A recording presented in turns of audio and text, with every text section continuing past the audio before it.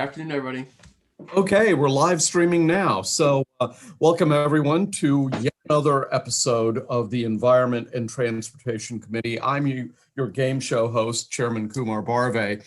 We have a number of bills today, and I'm going to tell you what the order is, and then we'll just get to it. So the first bill will be 663, Delegate Boatler. After that will be House Bill 560, Delegate Fennell. After that, 593, Frazier-Dalgo. After that, Bills 36 and 58, both by Delegate Learman. House Bill 99, Delegate Love. House Bill 280, Delegate Charkoudian, and we will end with House Bill 485, Delegate Solomon. And with that, we welcome back to our committee former member and good friend, Joe Boatler, who is going to be talking to us again about amateur radio station antennas. Yeah, thank you, Mr. Chairman and members. You have 4 minutes, by the way. You'll see the time. 4 minutes, okay. I can go do it through under 2 4. minutes twice. So. All right. Thank you, Mr. Chairman, members of the Environmental and Transportation Committee. For the record, I am Delegate Joe Boatler, and I'm here today to discuss House 663. This deals with regulation of amateur radio station antenna structures. This is the same bill that actually passed through this committee last year. Last year's bill was 1225. There are no changes to this bill. It passed out of the committee and passed through the House with no opposition, but as a lot of bills had problems with the closing of the General Assembly, it wasn't taken up in the Senate. This bill, I want you to know, also passed actually in California about 2 years ago. What it does, this bill establishes certain requirements that apply to a county or a municipal ordinance that regulating amateur radio station antenna structure. These antennas are often unnecessarily regulated with local zoning laws. I want to share some details about who amateur radio operators are and what they do. They are federally licensed and must follow Part 97 of the FCC rules, Amateur Radio Service Rules. They create their own infrastructures. When they're called upon, amateurs use their own equipment, that's radios, power supplies, antennas, and the like, to set up a communication center inside or outside and interface with event coordinators to position radio operators at the predetermined location. They provide situational awareness by looking for potential weather or other events that may require emergency communication to be used when required. Fourthly, they do work with local, state, and federal agency to coordinate efforts and assist when called upon. A good example of this is Don Yurdy. His call sign is K3 Don.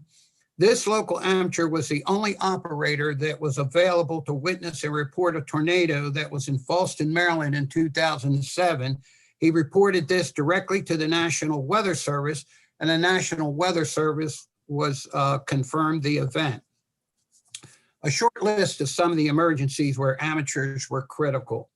January 4th, 1987, the Chase train wreck. June 20th, 1972, Tropical Storm Agnes. September 9th, 2011, the 9/11 New York City Towers. September 19th, 2003, Hurricane Isabel. August 23, 2011, the earthquake in Maryland and on the East Coast. April 15th, 2013, the Boston Marathon bombing. Local support working at local schools uses evac centers due to storm-related flooding. Also note that I know most of you were probably contacted by a lot of the amateur radio operators. They were able to organize within a 24-hour period to get them on board to send you emails in support of this legislation. There are over 11,000 amateur radio operators that operate in Maryland. I urge a favorable report on House Bill 663. Thank you. Thank you, Delegate Boatler. It appears we have a question from Delegate Ruth. Thank you so much, Mr. Chair. My dad was actually an amateur radio operator. He passed away in 2016, but this was a big passion of his, and he had, I think somewhere I have a picture of an antenna that you have. Antenna. I just wanted to ask. So I know at one time to get one of these licenses, you had to pass a test to make sure you had knowledge of radio and how it worked and everything. Is that still the case? Oh, absolutely. That is absolutely the case. And I'm glad you brought up those antennas. As you know, the antennas that they used to have were very huge, and you know, they really did stick out in somebody's backyard or in a case. So I had a neighbor had one in the front yard. Today, the antennas they have, because of the technology, you would not even see these things. I have a friend of mine, he had a 25-foot antenna, and he took me out to his backyard and asked me if I could find it, and I couldn't find it. So they're not as intrusive as they used to be. But yes, they're very good at the training. You do have to, you know, meet certain criteria in order to be an amateur radio operator. Thank you. Thank you so much. I'm sure my dad would have been thrilled about the antenna changes. Yeah. Next question goes to Delegate Otto. Thank you, Mr. Chairman. Delegate, I appreciate you bringing this forth. My neighbor was an amateur operator. He's dead and gone now, unfortunately, to an accident that he had. But I appreciate the work that you do that really keeps a security element to a communication element to our country. And I'm sure these operators can communicate across the oceans and as well. And I thank you for bringing this forth, and I'll leave it at that. Thank you. Well, thank you. And it is important to understand that when there are emergencies, these guys can set up a communication system very quickly, and they're very efficient at it. And they can get information around where sometimes our state agencies cannot. So that's why it's important that we make sure that we can keep these guys in our communities and allowing them to operate. Very well, then. It appears that there are no further questions and no one else is testifying. And well, what can I say? It was a big, huge love fest for you, Delegate Boatler. That was nice. Thank you. Well, thank you very much. That concludes the hearing on House Bill 663. We'll proceed to House Bill 560. Delegate Fennell. Welcome. Thank you. Good afternoon, Mr. Chair, and my esteemed colleagues of the ENT Committee. I am Delegate Fennell, and I'm the primary sponsor of HB 560, which is a reentry into society status. Now, this bill was originally introduced in 2016 session. There is still a clear and demonstrated need for the continuous efforts to reform and improve the criminal justice system in America, in Maryland in particular. We continue to hear about persons suffering the consequences of their mistake long after they have completed their sentence due to their criminal record. If we, as legislators, are as serious as we say we are about second chances, each of you will consider supporting this bill. A criminal record should not create a barrier to obtaining the basic needs of a human being, such as rental housing. As Obama stated, it is one of the most fundamental and building blocks of stable life, a place to live.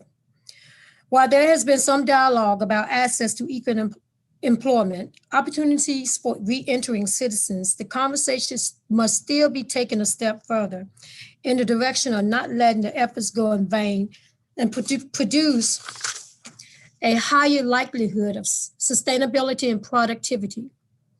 Now, reducing discrimination towards re-entering citizens can do this. This kind of human rights violation causes a great lifetime disservice to significant percentages of those who are homeless, youth from poor and now broken families and communities of color. Now, many people fear the stigma that follows as an ex-offender, but according to the Seattle FAIR Initiative, which is a sort of for fair, accessible renting for everyone, there's no evidence establishing a relationship between criminal record and an unsuccessful tenancy. How can we predict the probability a tenant is dangerous when even the criminal record itself is a reliable indicator for their future behavior? I am a valid believer in second chances and redemption for those who have committed a mistake in their life. They should not be ultimately judged by the weight of their old ways in the process of attempting to move on and create a more productive future. Research indicates those with criminal records among homeless population, which ultimately creates a greater fiscal strain on our state than producing supportive services, is also poor families who are 3 times more likely to have at least one incarcerated parent. While we're open to suggestions on how to construct this legislation for a greater purpose, we do hope that you will see that this is the next step within the process of criminal justice system reform. I urge a favorable report from this committee. Thank you. And I do have a witness. I don't know if you have them down in. Yeah, I've got Curtis Alston and Daryl Frazier. Were those witnesses that you were considering? Yes, yes, I do. And I also have a written testimony from President-elect of the National NAACP, Linda Thomas. You should have that on file also. Okay. Thank you so much. Thank you, committee, for the consideration. This is much. Thank you. Absolutely. So the first witness will be for 2 minutes, Curtis Alston, who represents FRESH. And before we start the timer, Curtis, if you could tell us what FRESH stands for, that would be very helpful. Okay, yes. Good afternoon, Chairman, all the delegates around. FRESH stands for Fully Restoring Every Son's Hope. We're a nonprofit that deal with at-risk youth and returning citizens, and our objective is to help prevent individuals that goes into the direction of prison, and keep them in a way where they can begin to become productive citizens. And we help those that are returning back to society to reacclimate, especially after long stints of time. Well, let's get the timer started, and please give us your testimony, sir. Sure.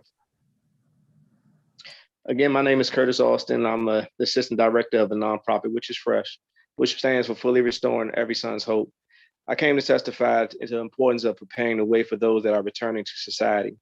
It's so many obstacles that has already set themselves in the path of returning citizens, such as to find a job with a record, the absence of life experiences from incarcerated for any time period of time, and the doubt that tries to invade the mind of those that can't see hope of housing. That's why House Bill 560 is necessary due to the amount of returning citizens that will be returning to our communities. This bill will ensure the benefits to helping to assist those returning with opportunities that every person has, such as those that have not been mocked by a mistake. Even the former HUD Secretary Sean Donovan had agreed with the idea by granting the opportunity to those reentering society by changing their own procedures in January of 2011 from rejection to acceptance. He sent a letter across the country that emphasized the importance of providing second chances for formerly incarcerated individuals. If this was something they could see, along with 23 other federal agencies, which are called the Federal Interagency Reentry Council, why can't others? As individuals who see a problem, I believe that it's our responsibility to offer a solution. I believe that House Bill 560 will help in this effort to reinstate worth, pride, and family fabric and community by helping those returning to society. I will end with this quote: "Life does not get better by chance, it gets better by change." Thank you for your time and consideration in this matter. Thank you, sir. And next we'll listen to Daryl Frazier, and then we'll entertain questions from the committee for the sponsor or the witnesses. So Daryl Frazier, welcome to the Environment and Transportation Committee. Daryl, you out there? Okay, well, we'll go straight to questions, and if he pops up, we'll we'll listen to him. So are there any questions for the sponsor or the witness? Delegate Boyce, I think, has a question. Thank you so much, Mr. Chairman. Thank you, Delegate Fennell, which I will go on record as saying is one of my favorite delegates. Thank you for bringing this bill. I'm looking at AOBA's testimony, written testimony, and stating that somehow your bill confuses the law. Can you speak to that? The importance of this, but their issue of that that there's a misunderstanding of how rental housing providers use criminal history to evaluate potential tenants. Thank you, Delegate. One of the things that that was brought to my attention, not just here in the state of Maryland, all over the country, because you know I go all over the country, but mainly in the state of Maryland. And when you have people coming to me constantly every day calling and stating that they cannot rent because of their criminal history, and then they just turned their life around, becoming the productivity of society and also paying taxes, but yet they still homeless. Believe it or not, you still have people that's homeless. So in confusion, there is no confusion in reference to the law, in reference to that it need to be broad in reference to making as a policy to state that we will be able to rent to people that has a second chance, who has committed a crime, who has changed their life around. So, and we just want to make sure that we have something clear in writing in the state of Maryland, that we emphasize that we don't want to be behind in reference of the 8 ball. We want to be above, above the 8 ball, and making sure that we do that. Thank you. I hope that answers your question. Yes, ma'am. Thank you so much. Delegate Stein has a question. Thank you, Mr. Chairman. Delegate, thank you for bringing this bill. I take it that this bill would protect someone from housing discrimination, regardless of when the crime regardless of how long ago the crime took place. So it would protect someone who had committed a crime 20 years ago, as much as it would protect someone who just recently committed a crime and was, on parole, released from prison. Is that right? To answer your question, that's correct. Thank you. Okay, thank you. Has Daryl Frazier shown up? Any further questions for the sponsor or the witness, Curtis Alston? All right, in that case, we will move on to the opponent to the bill, and that would be Aaron Greenfield on behalf of the MMHA. Aaron. Good afternoon, Mr. Chairman. Aaron Greenfield here on behalf of the Maryland Multi-Housing Association in opposition to House Bill 60. Those providers that use criminal records in assessing an application do not have an automatic rejection of an applicant based on previous incarceration. Instead, background checks are actually individualized assessments performed by third-party companies, and this is through a President Obama era HUD guidance that these third-party companies that provide these individualized assessments use agreed upon standards based on criminal convictions related to specific crimes that pose a specific danger to the community that have occurred within, to Delegate Stein's point, a set period of time.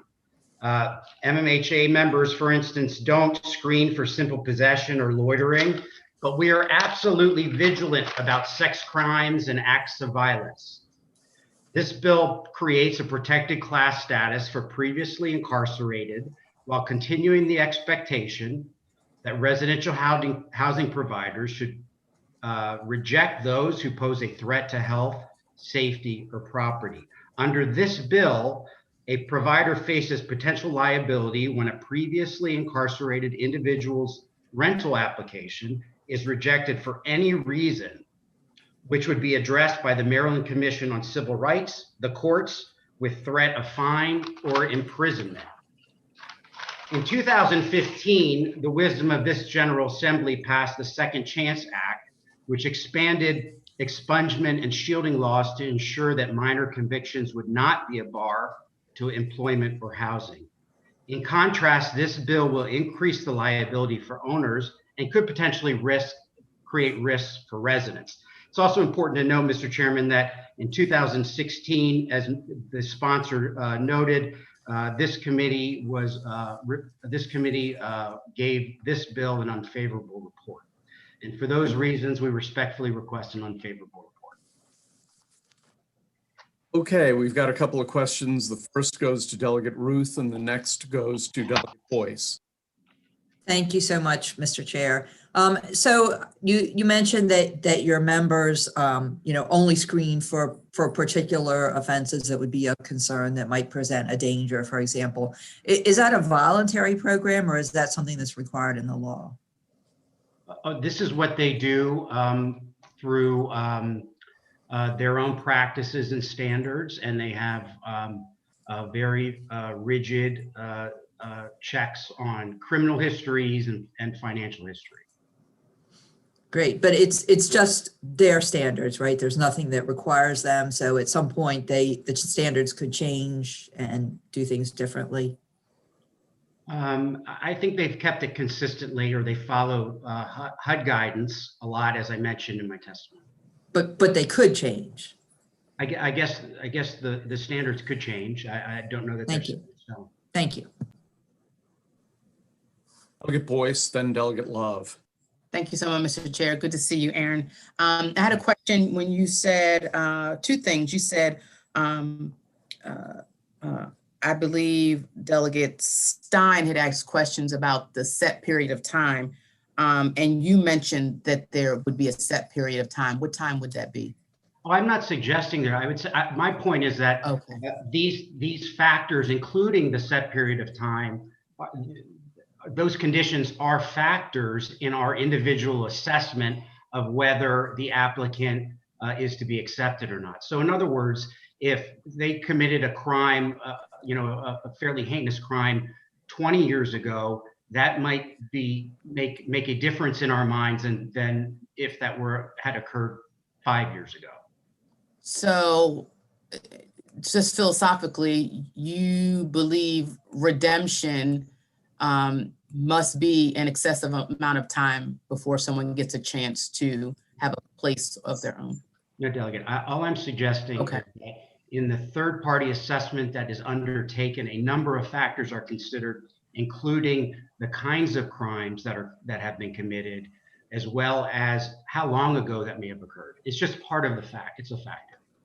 And I guess to Delegate Ruth's point, something that you guys do internally, it's not something that's set by law for you to do. I'll go back. I'm going to double check that, but that's my understanding.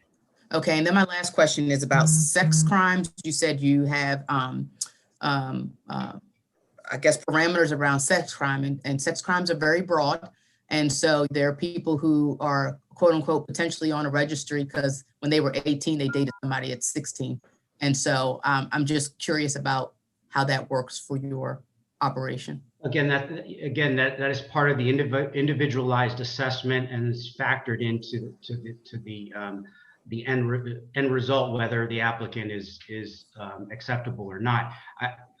But sex crimes in particular are something that members are particularly sensitive to, as they should be. Okay, and then I just want to follow up and say, you mentioned finances, and how would finances be factored in for someone to get a place if they're just coming from a place where their residency has been for 20 years? Delegate, all I'm suggesting is that is, again, a part of the entire individualized assessment that occurs. There's the criminal check as well as a credit check. But they wouldn't have credit, right? So. Well, that would be part of the entire individualized assessment. And if they are recently out of incarceration, are they employed? They would look at all of those factors. Mm-hmm. Thank you. Okay, next Delegate Love, then Otto, then Stewart, and a whole bunch of people. But let's start with Love, Otto, and Stewart in that order. Thank you, Mr. Chair. Good afternoon, Aaron.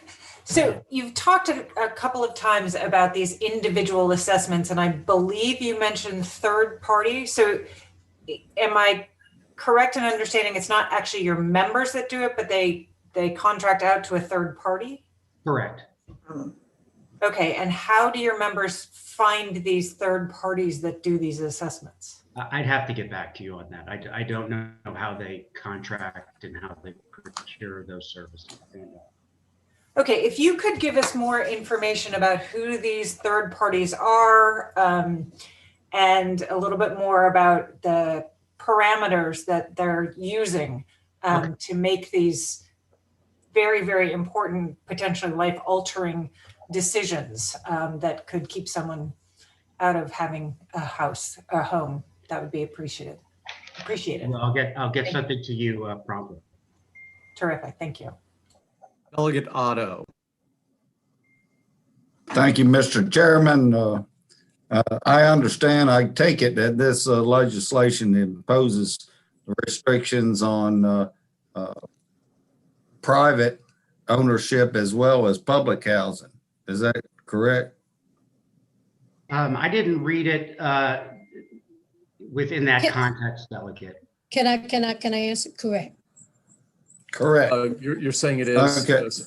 Okay. All right. Well, does not private housing, and I would think public housing should have too, a responsibility for protecting the leaseholders that are in those facilities? Absolutely, Delegate. Thank you for the question. Yes, I mean, part of our job is to ensure that the safety and the residents in the larger community are protected. And that requires, again, ensuring that an applicant is fully examined and that those individualized assessments are undertaken. And part of that assessment is a background check, I would assume. I go through a background check to be able to come into this building and get my driver's license. So, isn't that a part of the whole process? Yes, that's exactly correct. Thank you. Enough said. Okay, Delegate Stewart. Thanks, Mr. Chair. First, quick question. Have any other localities or states done something like this? The only thing I'm aware of is Oakland, I think recently said that landlords can't look at criminal history at all. But I don't know if anyone else knows offhand any other cities or states that are kind of moving in this direction. Delegate. Can I answer that? You're absolutely right. One of the things that Maryland has become is we've become a trendsetter and making sure that we move the needle forward and making sure that we have equal and fair for all. Delegate, let me just say that we're only asking questions and soliciting responses from the opponents at this point. But Thank you, Mr. Chair. okay. But Aaron, would you like to respond to Delegate Stewart's question? Yeah, Delegate Stewart, I believe Seattle may be one that may have gone in that direction as well. Okay. And I guess I want to also make the distinction between criminal charges, which would obviously be in someone's criminal history on a background check, or at least my assumption is that it would be on a background check, and criminal convictions. Currently in Maryland, you say a lot of your members, or I guess all of your members, use this individualized fact-based method of determining eligibility. Does that individualized fact-based considerations, does it look at convictions, merely convictions, or does it also include charges? My understanding is just convictions. Okay. And is that 100% of your members, or is it just most of your members, or sort of, using these third-party entities to do these searches? Yeah, I can tell you it's not 100%. There's a good portion that'll use third-party companies. Some are small enough that they may have their own process. And this Obama era guidance, just so I understand, it's just that, right? It's not a federal rule against blanket bans, right? It's just, is that right? It's just basically like, you may not want to do this. This may violate the Fair Housing Act, but just so you know, it's that kind of thing, right? It's discretionary. Correct. Okay. But that most of your members are abiding by the sort of restrictions on blanket bans. Would you be open? I understand your objection to this bill, right? Which is that it basically says that even if you were just convicted of a sex event, 2 years ago, Now we can't even consider that. You want to be able to make case by case, determinations. I get all that. Would you be opposed to something more limited than this bill? Not saying that we would amend it, but just like, would you be opposed, for example, if the Maryland General Assembly codified the federal regulatory guidance on blanket bans? Or, for example, would you be open to us saying that you can't look at criminal charges? Or would you be, I don't have to go, I won't go on and on and on, but would you be open to something short of this bill? Or do you want your members to be able to retain absolute individualized ability? Well, it's their property, and I think they would want the flexibility to maintain the flexibility that they have to ensure that that the applicant, is eligible and meets the criteria and isn't putting the larger community at a risk.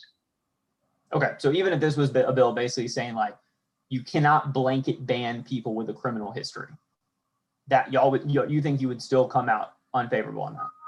Yeah, look, we could have this discussion, as I'm always happy to talk with you, Delegate Stewart, and I'd have to take it back to the legislative committee. But after reviewing this bill, the group was pretty adamant that they were unfavorable as drafted, and they want to maintain that flexibility in those individualized assessments. Okay, great.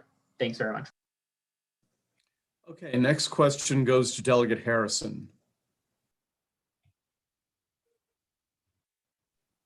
Andrea, I think you need to unmute yourself. I keep losing my cursor. I'm sorry. Good afternoon, and thank you so much, Delegate Fennell, for bringing the bill. My question for Mr. Greenfield, I know that your members have the third-party background check. There are many companies who do that, so my question isn't around that, but probably along the lines of Delegate Bond. So, they want to be able to do a background check, which I think everyone believes is a great idea. But do you think that your members would be open to some level of standard so that it's uniform all across? Because it sounds like what I was hearing is that different leasing agents or leasing companies look at different things in the background check to determine whether or not they will be willing to lease a unit to an individual based on whatever that factor is for that particular one. Do you think your members would be open to a standard so that everyone is looking at the same thing? Just like with fair housing, you can't discriminate, against a person's disability. That's a standard. Would they be willing to do some level of standard so that individuals do have a fair shot when at housing when time comes?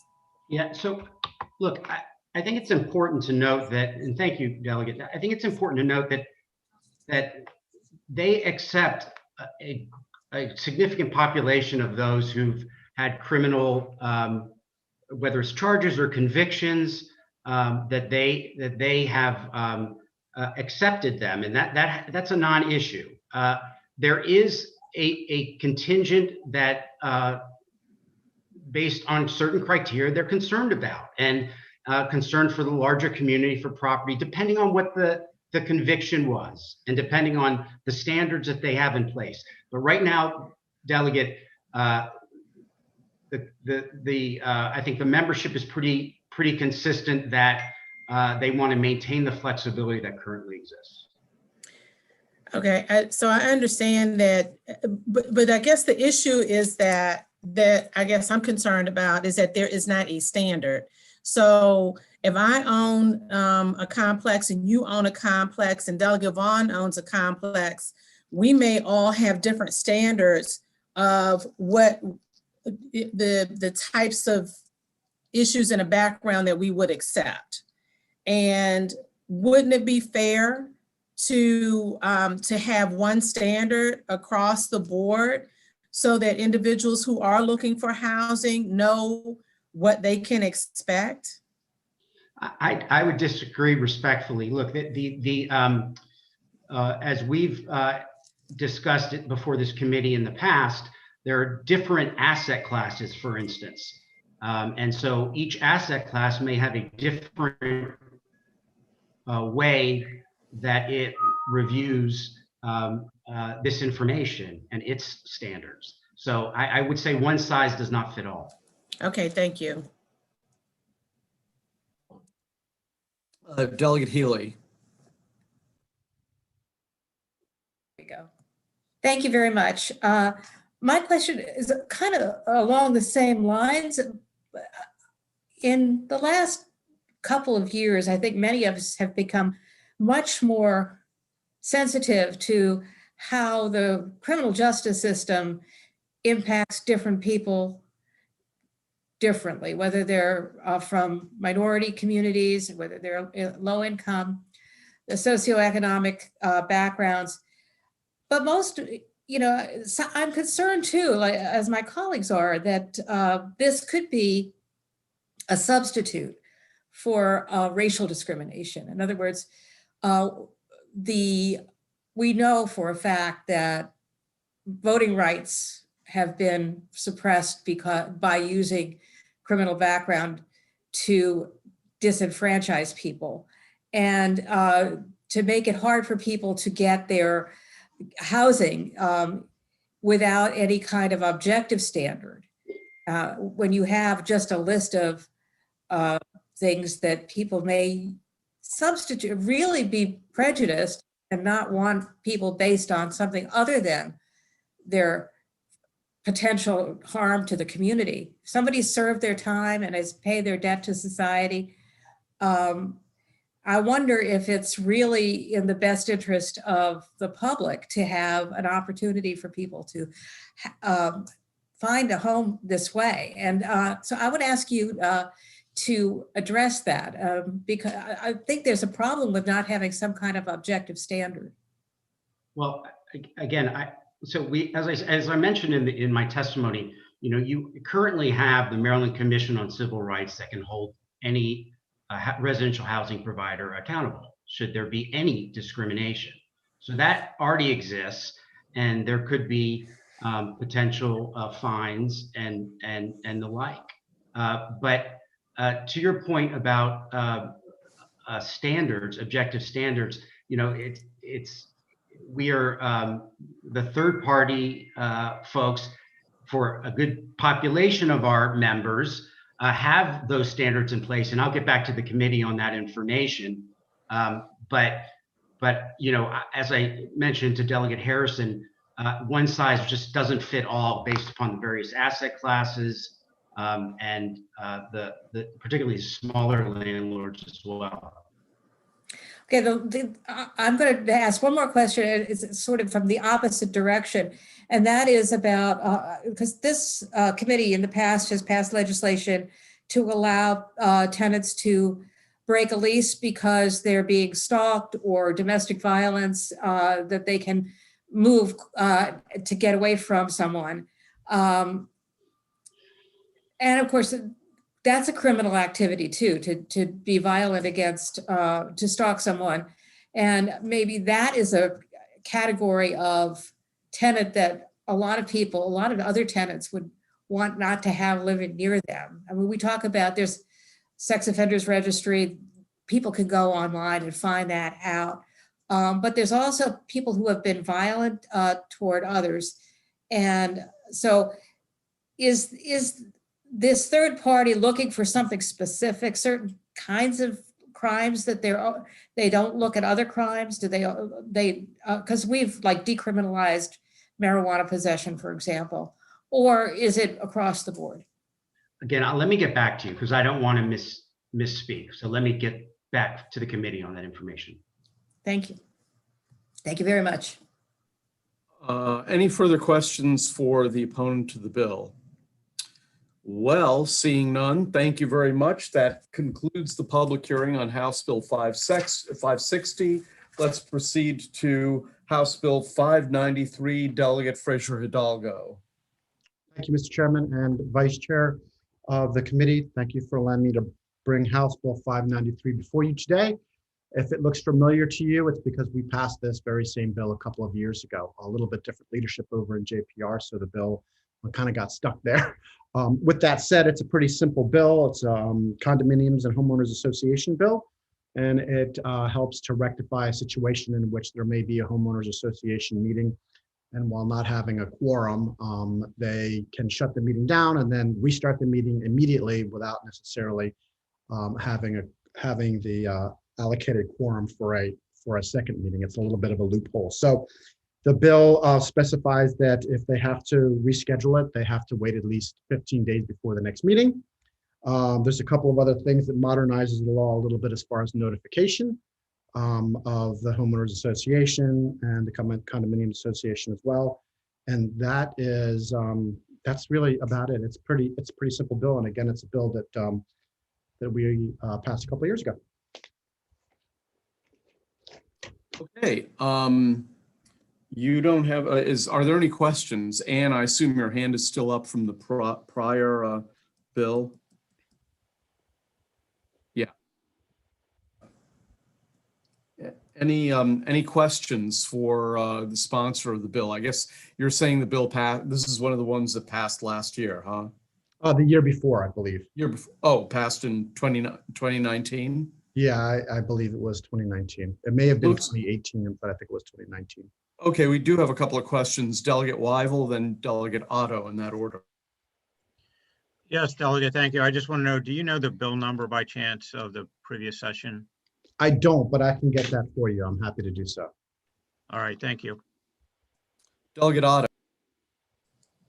I had a similar question of how we responded to it.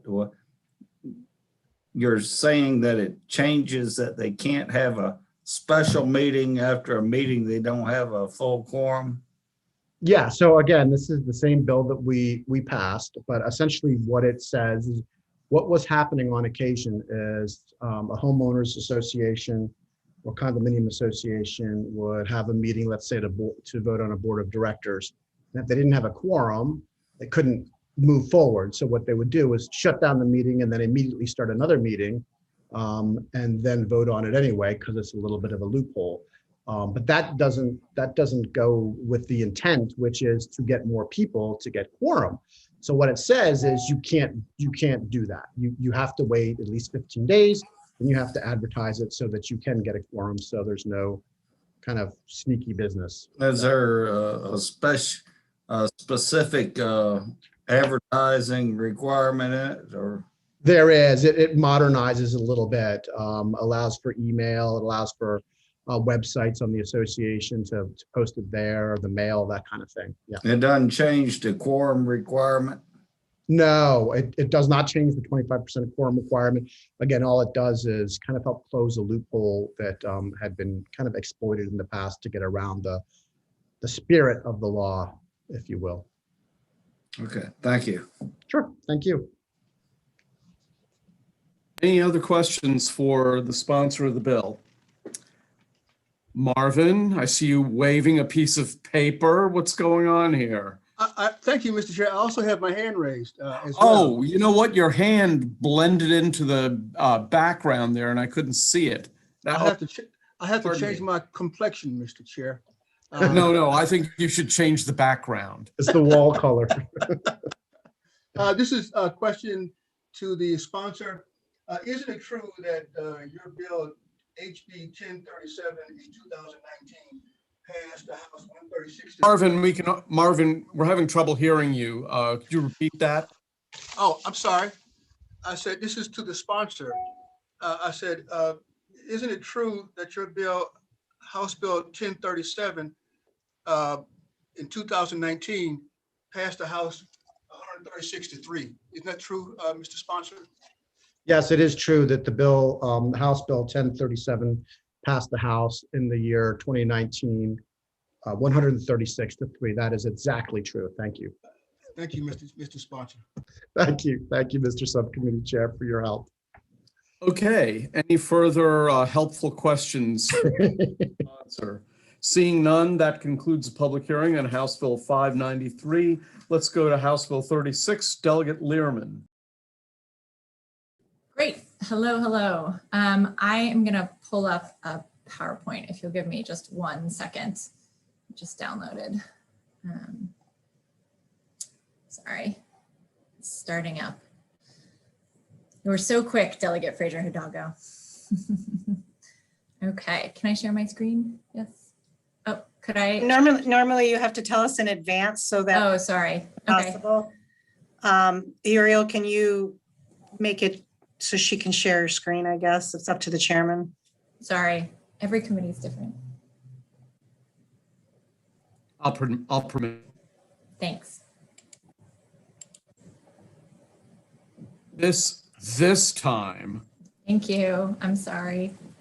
Every committee is different. Okay, so I am really excited to present a bill on extended producer responsibility for packaging and paper to the committee. As you all know, we had a work group this past interim on waste reduction and recycling. And one of the first things that we did was send out a letter to all of the different counties and ask them, you know, what were the challenges that they were facing and what were their ideas for solving those challenges? Well, one of the things that many of them said, sort of to our surprise, was that they wanted to see more EPR. One of those EPR bills, of course, is Delegate Boyce's, the paint care bill, which we're very excited to pass and hope the Senate follows suit. But another issue that they had was with packaging and the incredible amount of packaging that is coming to our local governments and to our waste facilities to deal with. And in fact, there's being more and more and more every year. And because these are cheap and difficult to recycle materials, and because of the national sword policy, things are getting worse and worse for local governments. So what is EPR? You all know, because we've passed bills on it, like paint care, that and EPR already applies to things like batteries or products that contain mercury. But the general idea is that extended producer responsibility, or EPR, shifts the cost and responsibility of waste management from taxpayers and local governments to the producers. It says, look, you guys are making these products and we need your help to deal with them. Existing EPR products function more as take-back programs that the producers stand up. This bill is not for packaging and paper products is not exactly the same, but it's the same idea. This bill, instead of having the producers create a whole new program, says, no, we already have waste and recycling systems set up around the state. So we are going to keep those systems in place and ask the producers to contribute financially to transportation and sorting. So there are a lot of different pieces of the bill, and I'm not going to go through all of them, but there's definitions. What are covered products? Packaging and containers, paper products, except for books. Who's a producer? A producer is somebody who manufactures, sells, distributes, or imports a covered product under its own name or brand in Maryland, or imports the covered product as a licensee or franchisee.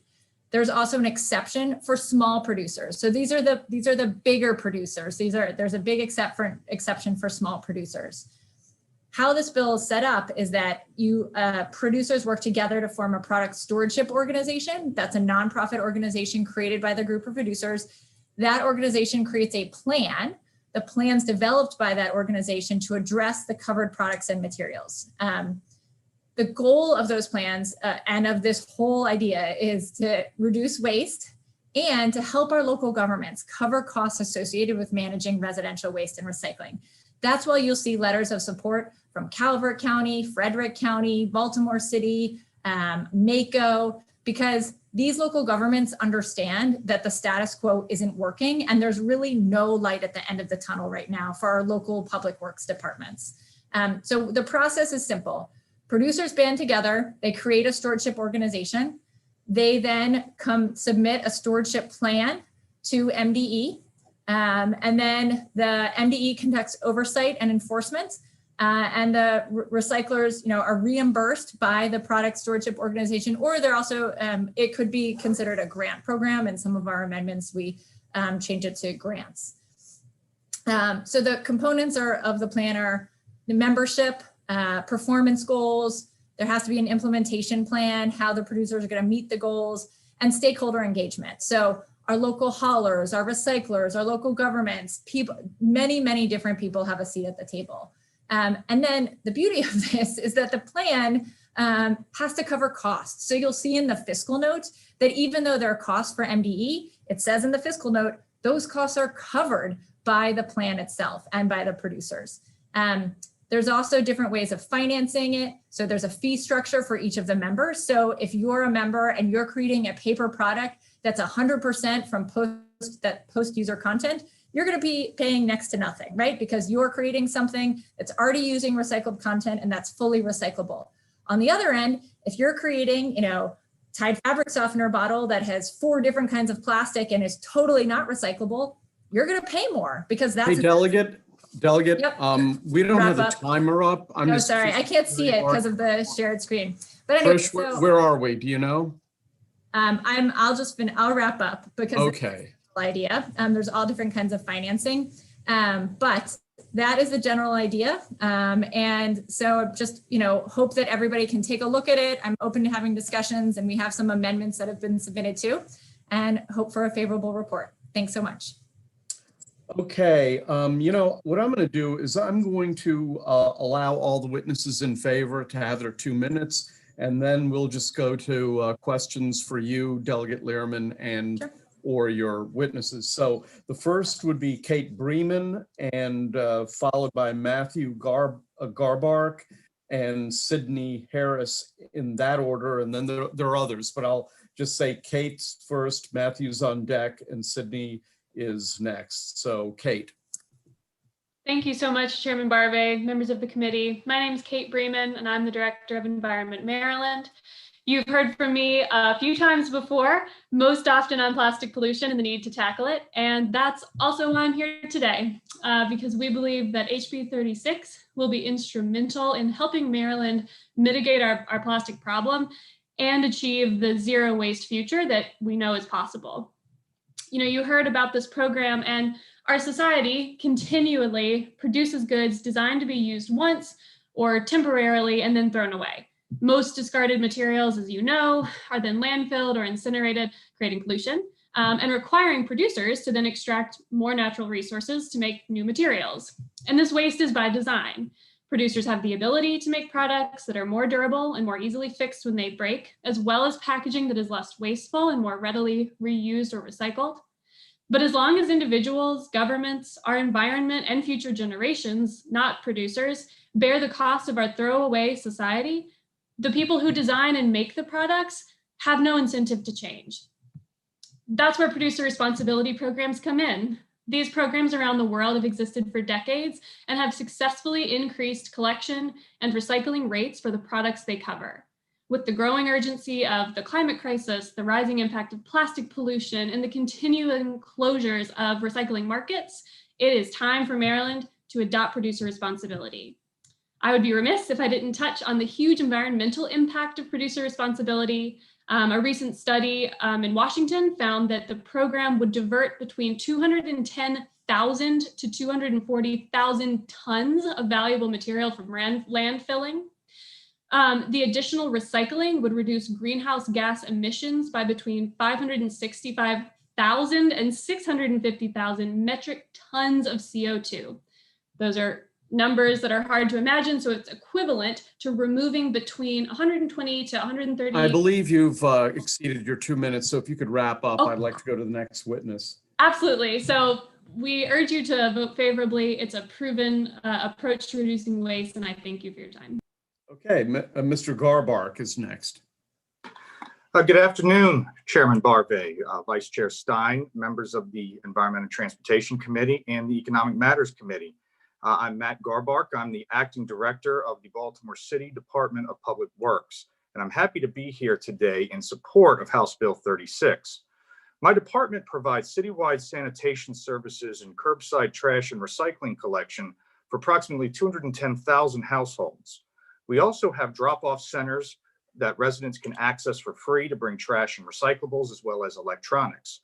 We hold hazardous waste collections events twice a month between April and October, and we host shred events as well. We also provide for neighborhood cleanup events. Recycling is an important part of any waste diversion program, and the products covered in this legislation are part of our waste stream. We recently received a grant from the Recycling Partnership to help educate our residents about what is and is not recyclable to improve the quality of recycling that we collect. However, even though we remain committed to recycling, it is important to note that like many other cities and localities around the country, the cost to providing recycling services to our residents has gone up based on the state of the international markets and the fluctuating nature of these commodities. In 2016, the city's recycling program cost $94,000. In 2019, the same program cost $1.6 million. So we obviously have a very vested interest in this and finding innovative ways to work with private sector and with other government entities to find a way to ensure that these recycling and other waste reduction efforts can be put into law. I'd be happy to answer any questions. Thank you.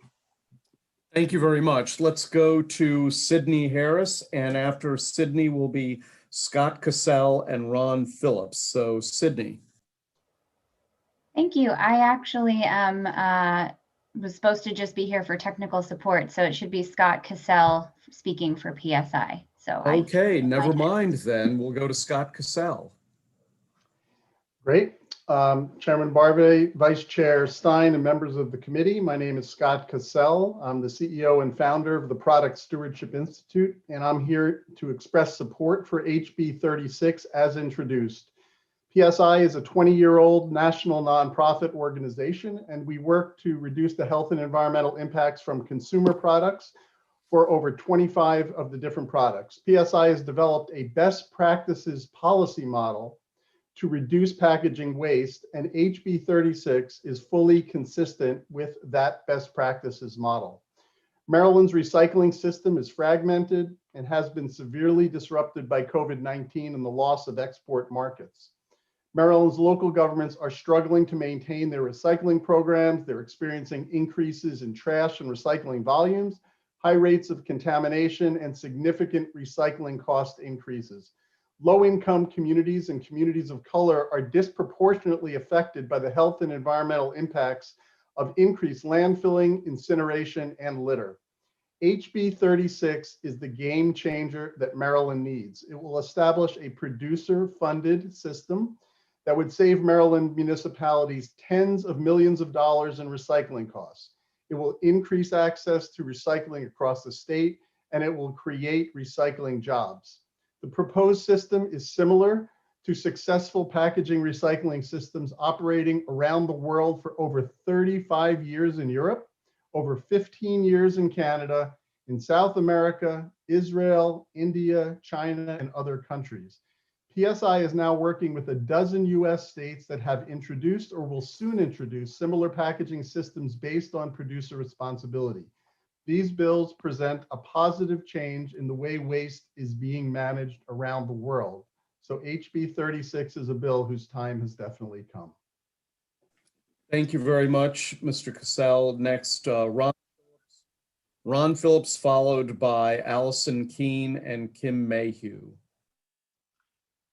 Thank you, Mr. Chairman and members of the committee. My name is Ron Phillips. I'm here today on behalf of the Animal Health Institute, the US-based trade association for manufacturers of animal health products, the medicines that keep our pets and livestock healthy. Our industry is committed to sustainability in all facets of the supply chain, including the packaging used to deliver safe products to consumers. Many companies have already made changes necessary to reduce unnecessary packing waste. As an example, replacing styrofoam packing needed to keep vaccines cold with reusable containers. Sustainability is one factor among many that animal health companies must consider in the packaging equation. Medical products for animals are required to be sterile or enclosed in packaging with tamper-resistant seals to protect public health. Other factors that must be considered include protecting against all adverse external influences that can alter the properties of the product, like moisture, heat, and light, protection against biological contamination, against physical damage, the ability to carry important product information and identification of the product, and the ability to ensure that these requirements are met throughout the whole of the intended shelf life of the product.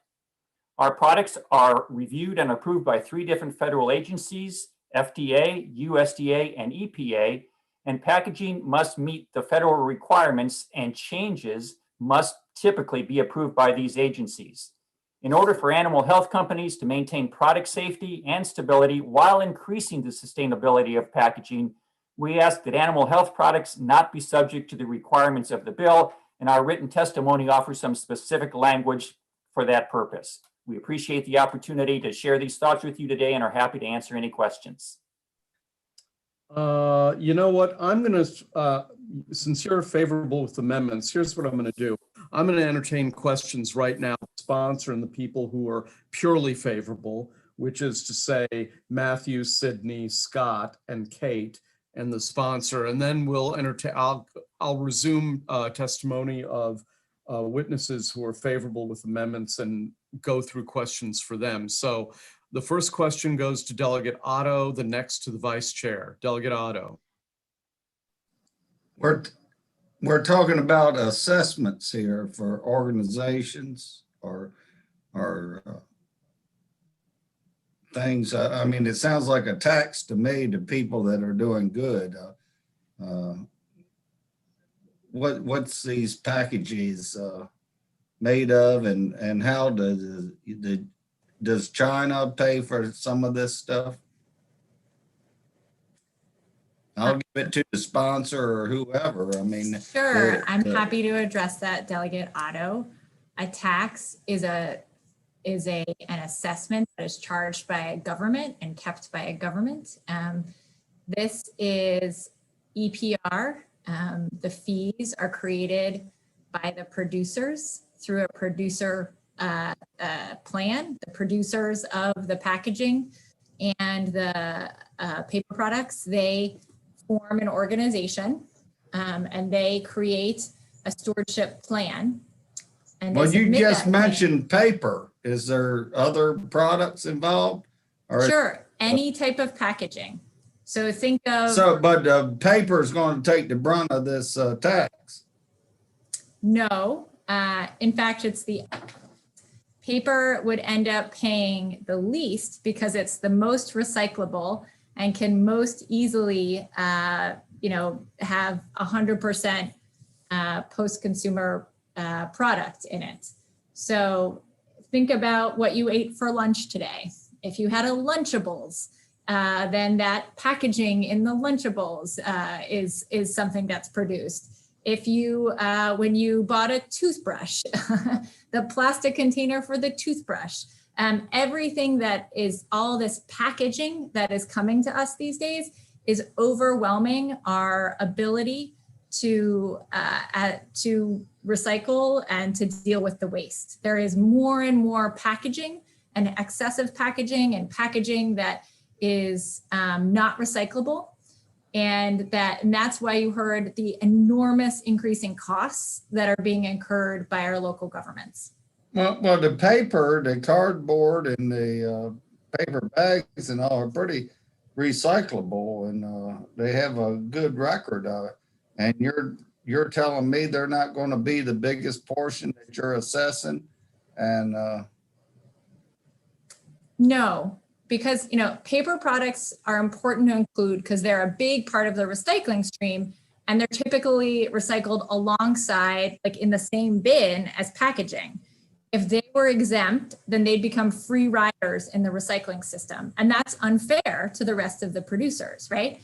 So paper is covered in every one of the programs that all the provinces have set up, that they're looking at the federal level. And it's treated in the same way that we treat packaging because it also needs to be source reduced and incentivized to meet the same recycled content and other environmental criteria as packaging.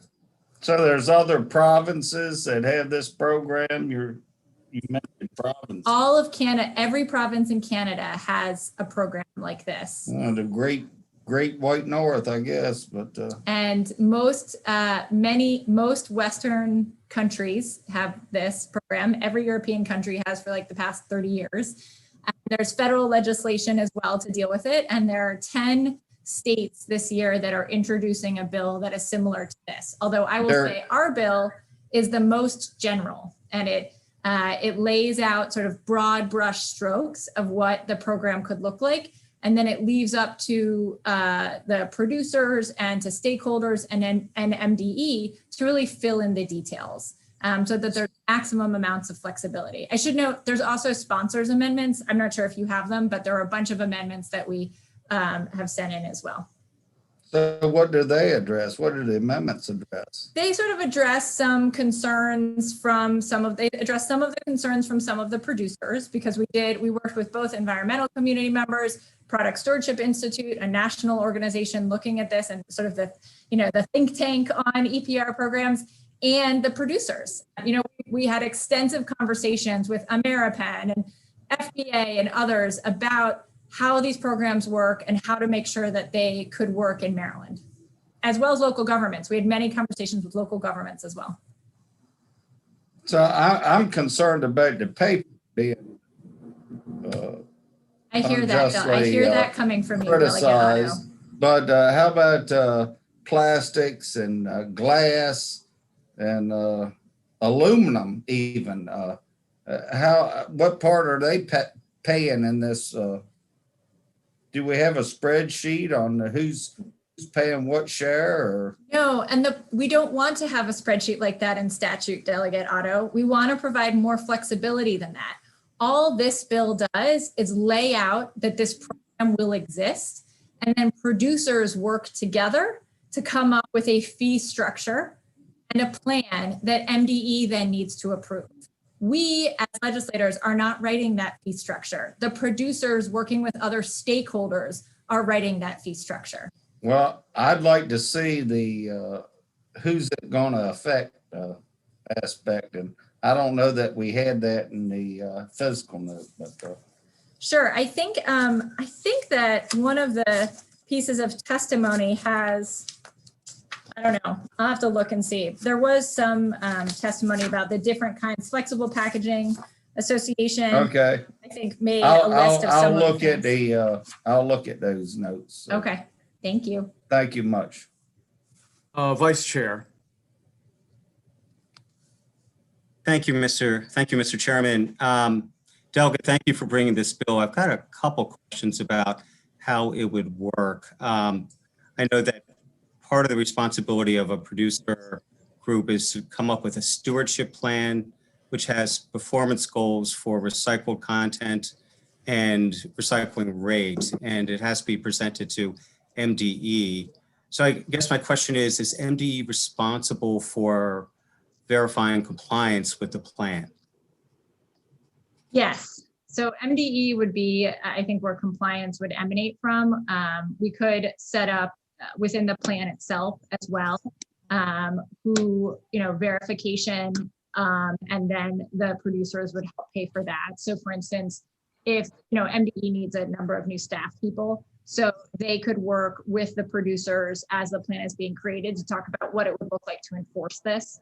And how that would, and how much that would cost and the number of people that they would need to do it. Okay.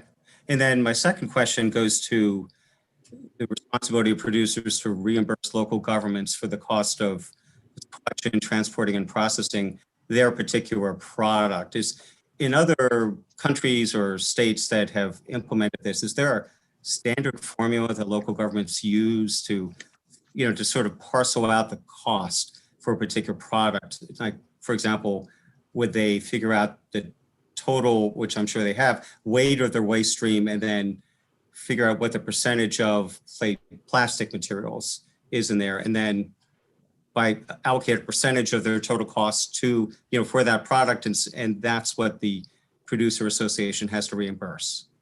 Yes, that's exactly right. There are different fee structures in different provinces, and Scott can probably talk to you about the sort of a few examples. But the fee structure determines, the incentives, right? So if you are doing a lower fee on producers who have more post-recycled content, then you're incentivizing producers to have more recycled content in their design, right? If you're doing a higher fee for products or for packaging that has multiple kinds of plastic in it, well, you're disincentivizing, you're providing some sort of disincentive that doesn't exist right now to producers to change the design. So I don't know, Scott, do you want to talk a little bit about fees?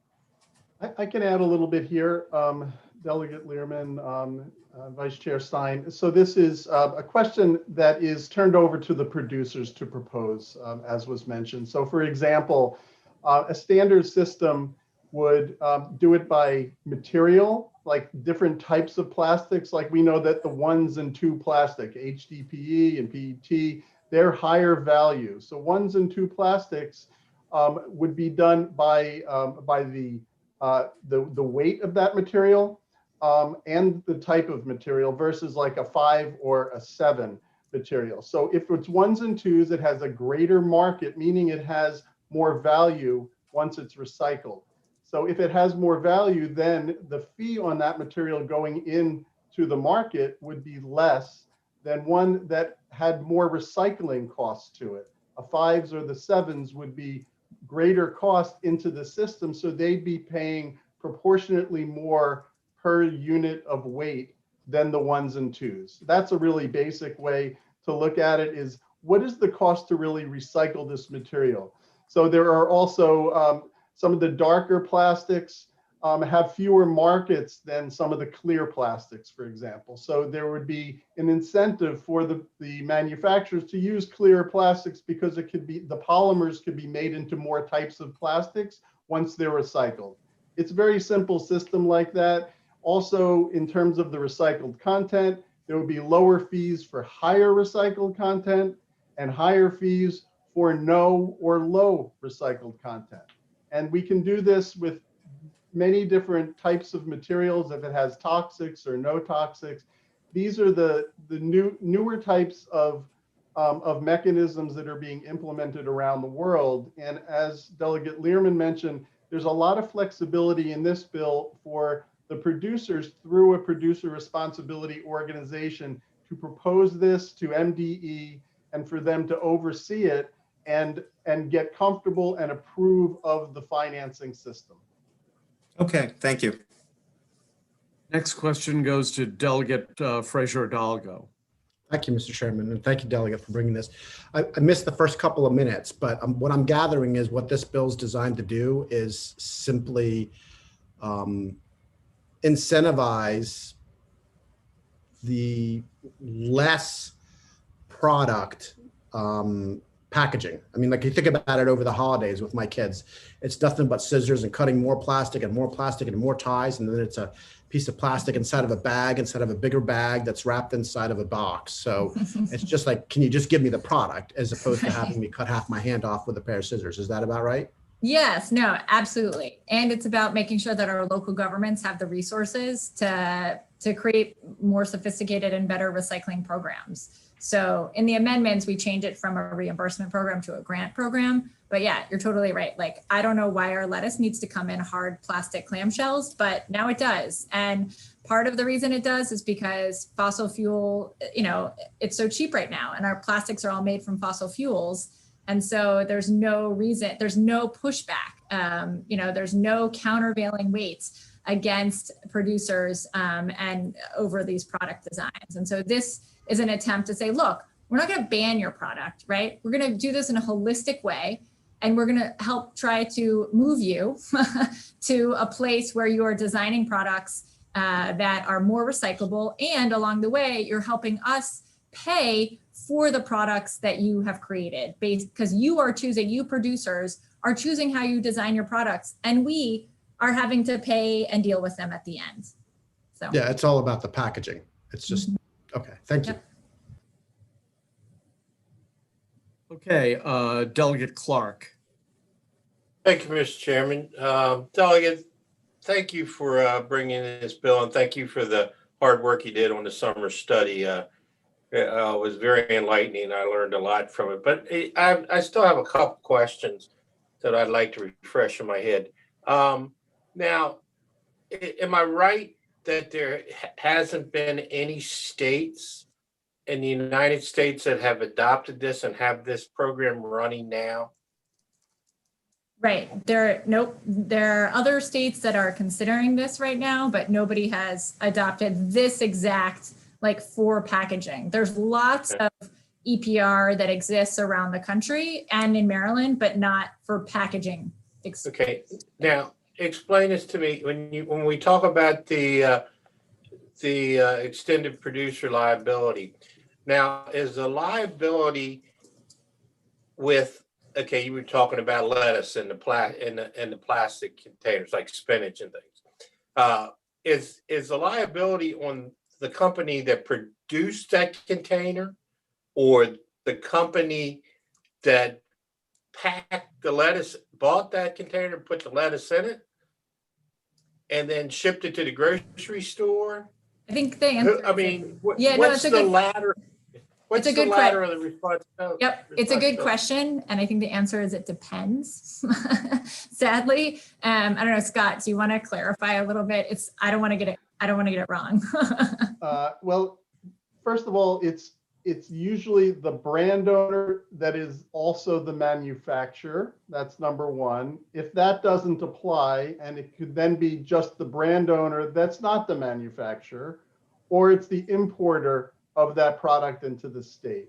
So it's on the first time sale into the state of Maryland, but there's different levels of this, and it's very standard for any type of EPR bill in the United States, and there's 119 of them right now on 14 products in 33 states.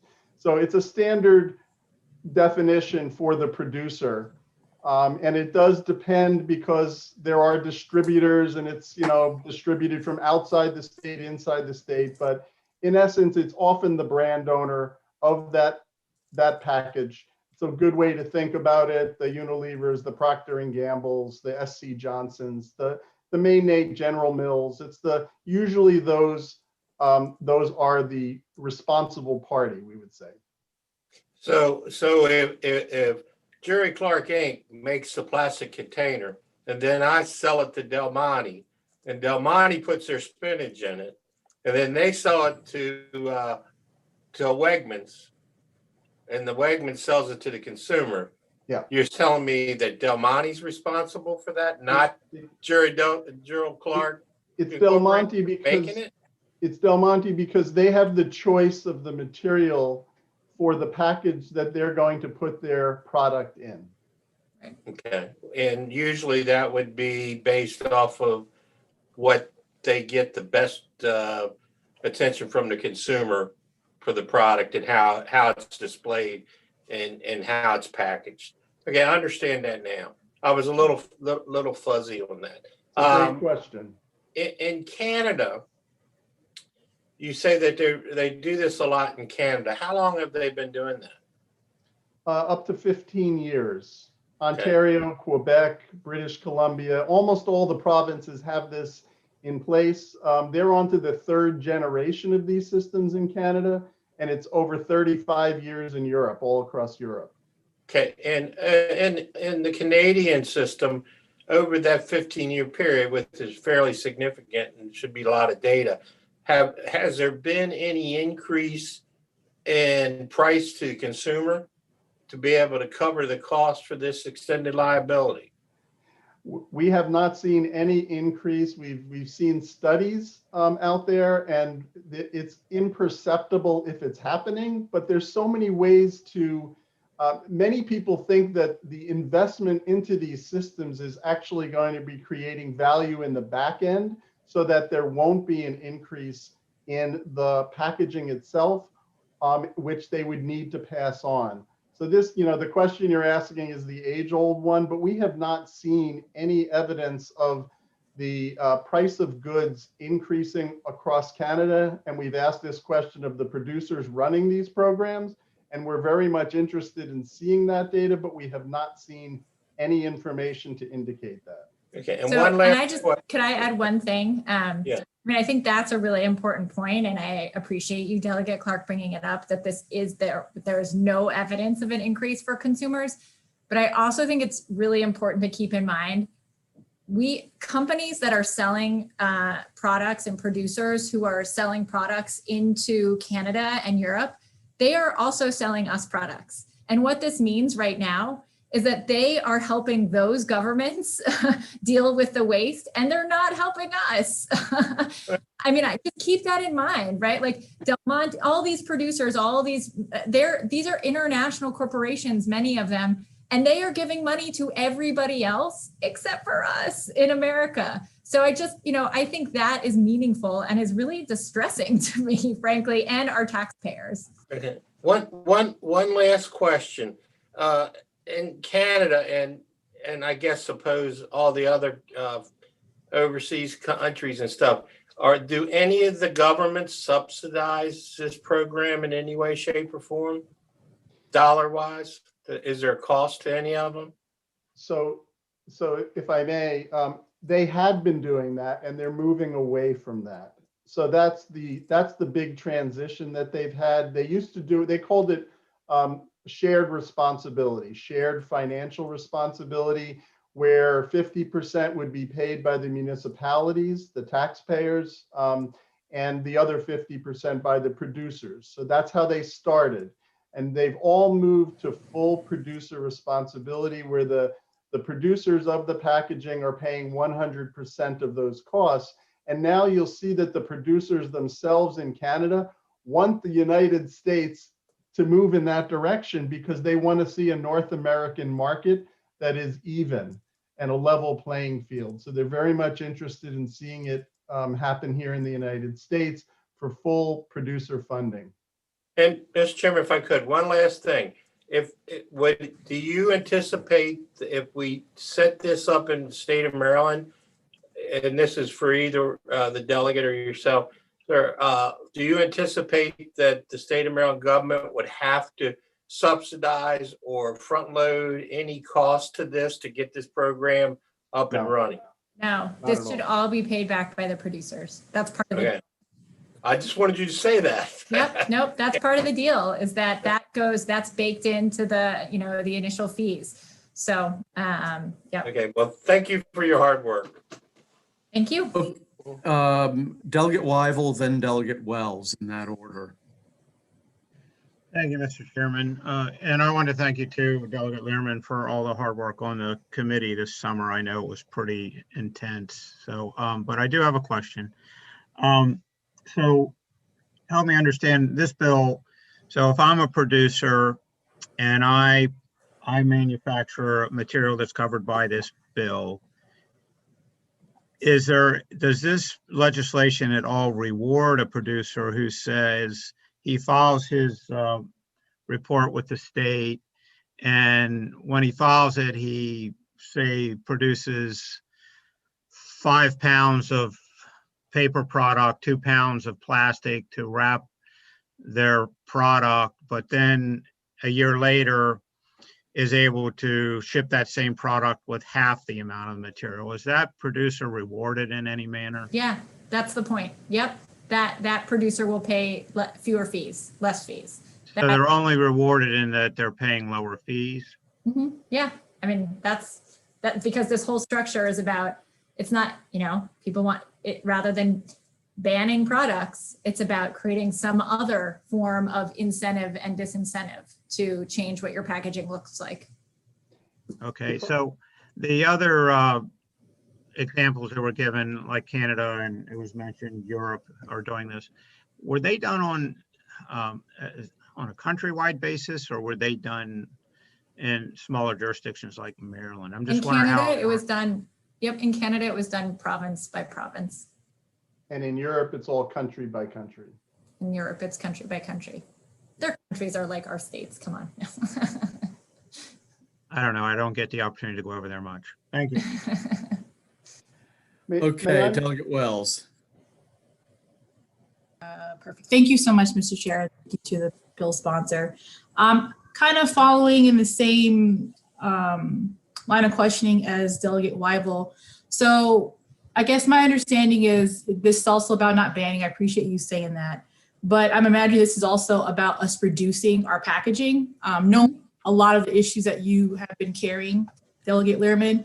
And so I would like to know, I think it's Mr. Cassell mentioned it's been about 30 years of this in effect in Europe. is there any data that shows that this has changed producers' behavior with regard to how much packaging they're using? Because I think that that's ultimately the goal we want to go in. So I'm just curious if you have any data, or if you could at least share with the committee some of those data points via sending it to the committee via email.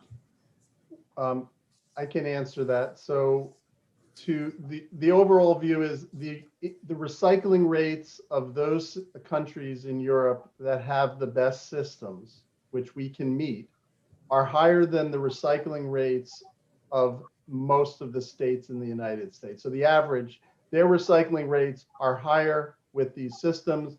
The contamination level of the materials that they're collecting are lower because there's a feedback system. This EPR system creates a network of accountability that includes the consumers, the municipalities, the state agency, the haulers, the recyclers, everybody. So lower contamination, higher value of these materials. There is much anecdotal information from the producer associations in Canada and Europe that can tell you that producers are lowering their costs by changing materials or using less material. And so that is happening. But what Europe is doing right now is moving towards even a next level of incentives and disincentives that they call eco-modulated fees. It's a funny word, but basically saying they're looking to provide even more incentives and disincentives for the materials that are put on the market, because they see that the signal has been given and producers are responding, but not enough that they'd like to see. So they want to see more sustainable packaging put on the market. So the answer is yes, but not enough of what you're asking for. Mm-hmm. And then I'm going to see if I could pose this as a question.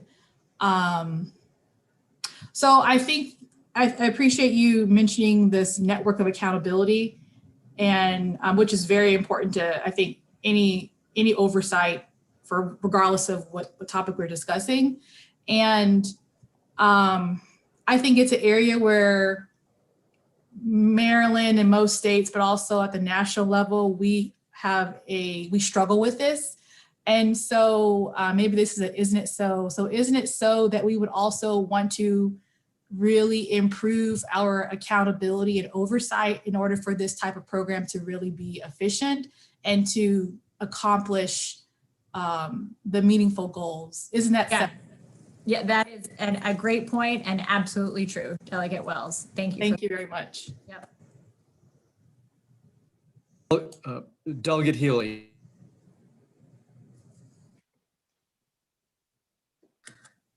Thank you very much. My question is about when Delegate Fraser Hidalgo talked about, opening up toys and presents and all the layers and layers of plastic and cardboard and all the things that have to be cut apart, sometimes damaging life and limb. What kind of, you measure it by how much gets recycled, but if you're not measuring what's not being put into these kind of packages. I think last week, one of the delegates talked about how you used to be able to go into a store and buy a baseball and it had no packaging at all, or maybe a paper sack. But now it's like wrapped in plastic and cardboard and in a box and in a bag. So how do you measure that part of it through this kind of program? Well, so we're not measuring what used to be versus what is now. We're measuring what is now.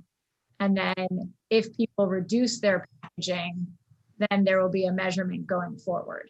So it would start. Well, I'm talking about in places where it exists, in Canada or Europe, someplace where, is there any measurement other than that they have more recycling going on to show the success of this program? Is there a measure of success in reducing packaging at the beginning of the process? So I think that's what Delegate Wells was asking as well. And Scott was saying, and I think this is important.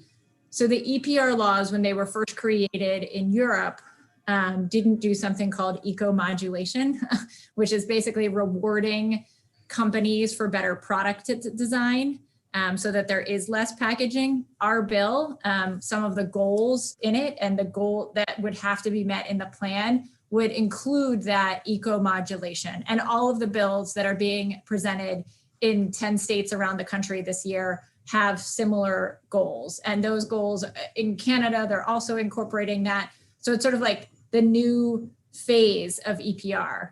What we've seen in Europe is that their countries have many more resources to create better recycling programs because they've been getting money for decades from producers. So, you know, we want both, right? We want to have, we want to share the burden of recycling and, you know, this waste, this waste that's coming in, and make sure that our local governments can create newer facilities, can do a better job at collection, can, you know, do more education, just that they have resources to do this work, which they don't right now. And then we also want to be doing we want to be incentivizing, and this bill does this, we want to be incentivizing better behavior by the producers, or we want to change the incentive structure for producers so that the only incentive is not, oh, wow, look at that, oil so cheap, so plastic so cheap, right? But that there's a countervailing weight as well, which is, oh, but if I put 4 different kinds of plastic in one bottle, then I will be paying more of the cost to ship into this state. Thank you. Yeah, thank you. Delegate Otto appears to have a second bite at the apple he wants to take. I thank you, Mr. Chairman, for that opportunity, but eco-modulation struck my interest, and that was a new question, and I'd like to know what the current definition of that is and who defines it and how it's going to be defined in the future. So the sponsor or Sure. So eco-modulation. The gentleman from Canada can tell. So he's not from Canada. He's actually from Maryland, although he doesn't live here right now, Scott, but he's family here. So eco-modulation is this super fancy word that you can throw out at cocktail parties and sound smart. It's a concept that is about changing the balance of incentives on the use of materials, right? So saying, okay, we're going to try to add some disincentives to using materials that are less environmentally friendly. And we want to reward producers who are using materials that are better, you know, through this higher rate of fees or whatever. That's all it means. It's just a concept, and that's just the fancy word that was created for it. I don't know why. But doesn't this bill penalize the people that are doing the recycling, the paper people? No. With a higher fee. The bill brings everybody together. So paper producers, packaging producers, they all are part of the recycling stream right now. And so we have all of them as part, they would all be part of a stewardship organization or multiple stewardship organizations. They could form their own, right? And they would pay based on the plan that they develop. Now, I know the paper folks are not psyched about that, but they're part of the recycling stream. And so if we were to take them out, they would be like free riders, and that's not fair. And we also want to incentivize them to use, 100% post-recycled content, because that's how we sort of shift our recycling markets and create better markets for the materials that we're recycling. Well, right now, it looks like to me, the rest are the free riders, not the. Well, I'll tell you what. We don't need to debate that. I agree. Right. That's okay. So let's go on to the people who testified favorable with amendments. We got Ron Phillips of the Animal Health Institute. He wants to be exempted from the bill. Let's go to Allison Keene, Phil Rozensky, Martha Ainsworth, and Pam Casemeyer. So let's start with Allison.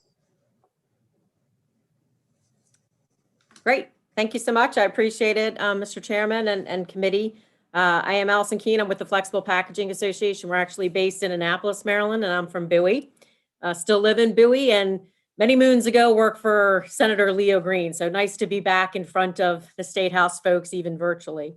But we do represent converters of packaging that the brands use, flexible specifically. So we're talking about plastic, paper, film, or any combination of that.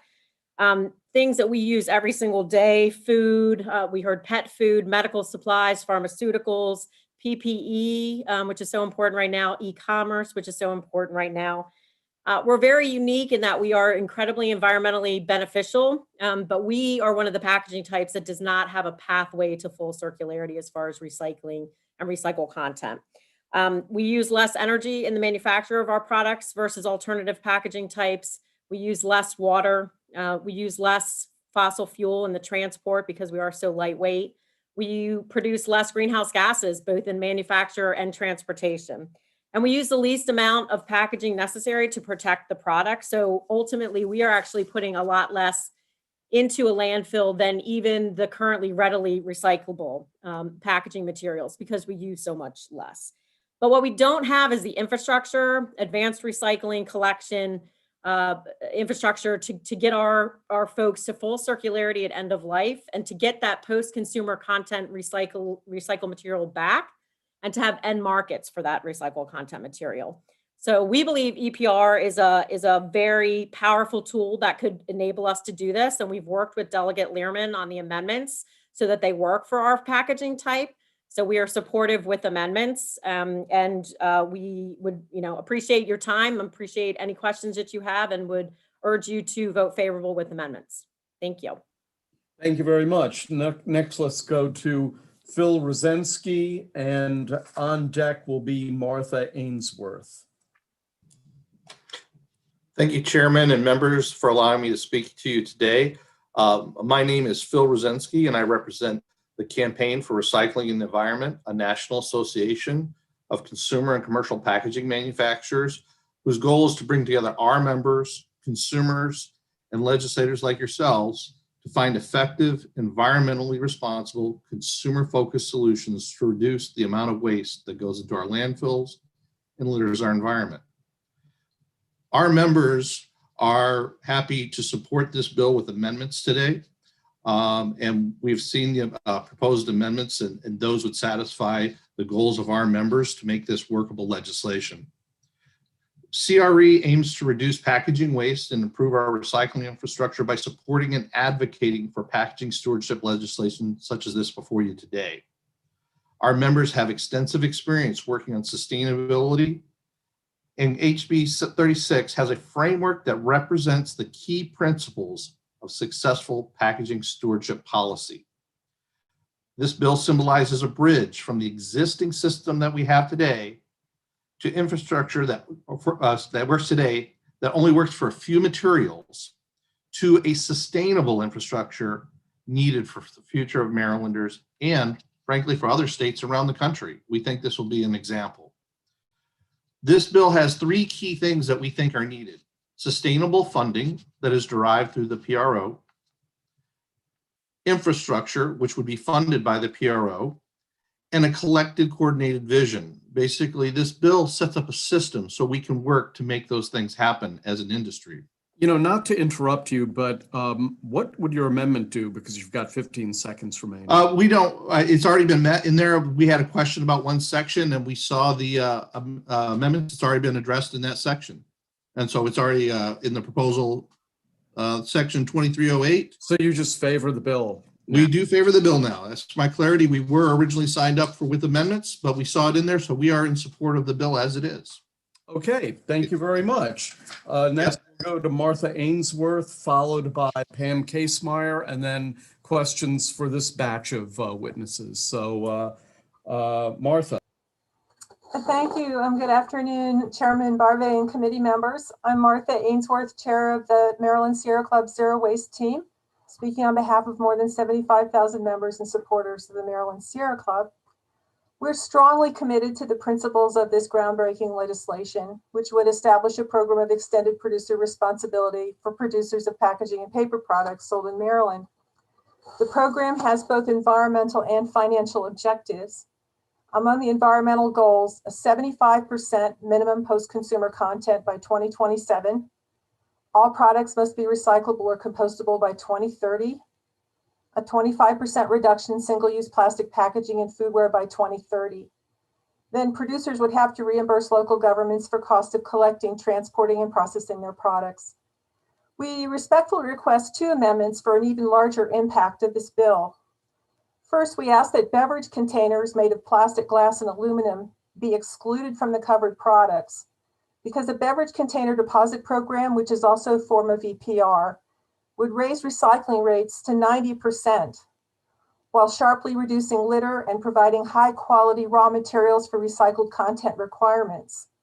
More difficult to recycle beverage containers like multi-resin pouches and aseptic cartons would remain in the stewardship program.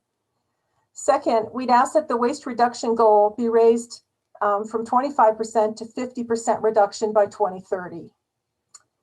Finally, we'd like to underscore that this EPR bill, excellent EPR bill on packaging, is one of several critical components to address the plastic pollution crisis. You also have the opportunity to pass a ban on plastic carryout bags and a beverage container deposit program, and they are very complementary policies that together will reduce waste, litter, and plastic pollution while reducing the cost for local government. So the Sierra Club respectfully requests with these amendments a favorable report. Thank you.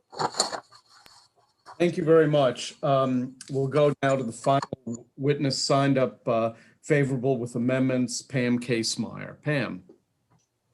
Hi, Mr. Chairman, members of the committee. I'm Pam Casemeyer, and I'm here on behalf of the Maryland Delaware Solid Waste Association, which is the, as you all know, because you see me quite a lot, the private sector solid waste industry. And we're here support with amendment.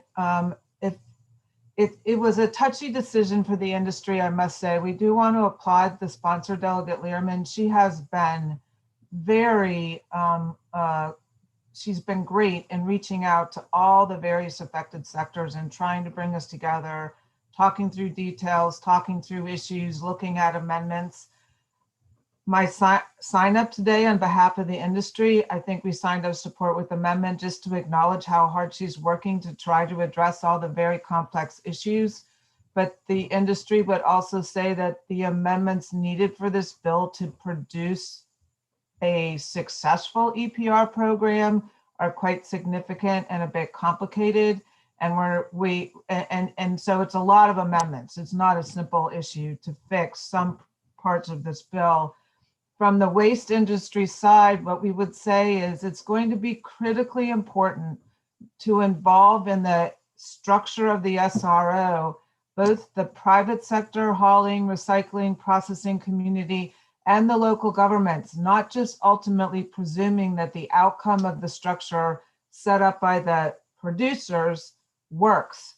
And part of it, maybe example-wise, since I only have a few minutes of questions left, rural communities don't have collection routes. Cities have collection routes. Some have collection routes, some don't. How materials are collected, how they're managed, and what they're done is a significant component of whether or not we can make EPR work. It's not that we're opposed to EPR, it's an excellent opportunity, but it's going to take some work to structure a program that is effective. I'm out of time, but I hope that makes it a little clear. It's complicated. Okay, there is a question from Delegate Otto. Thank you, Mr. Chairman. I thank the last speaker for her explanation of the whole system, and it was quite concise, but I was concerned with the young lady from the Sierra Club that was talking about, I take it she was targeting milk cartons, pasteboard milk cartons that when our students go to school, when they can go to school, get milk in there, and she was concerned about that part of the waste. And I want an explanation on that. But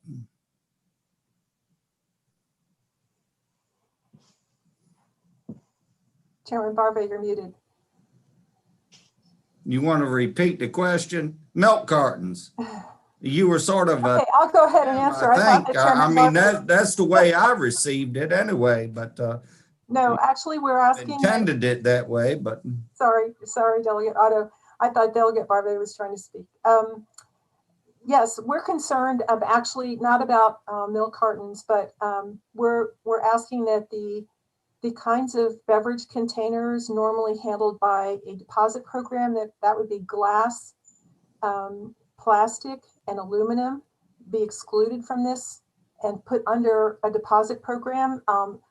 But all other kinds of packaging and cartons would be included, would remain in the bill as Delegate Learman suggests. but the pasteboard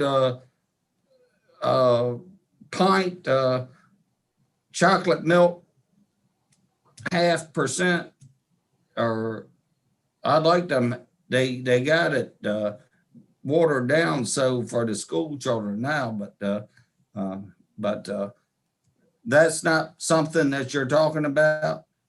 No, that wasn't my Way to comment. No, store but milk. Delegate Learman could explain what kinds of other containers are included in the bill. There's, yeah, I'm and there's concerned about that recycling part of it. That's the best way to store milk, not in a plastic bottle. Mr. Chairman, you're muted. But you're still muted. You know, it's funny, the space bar sometimes doesn't work. Okay, we're going to go on to the three witnesses who are signed up. Two are opposed and one is informational.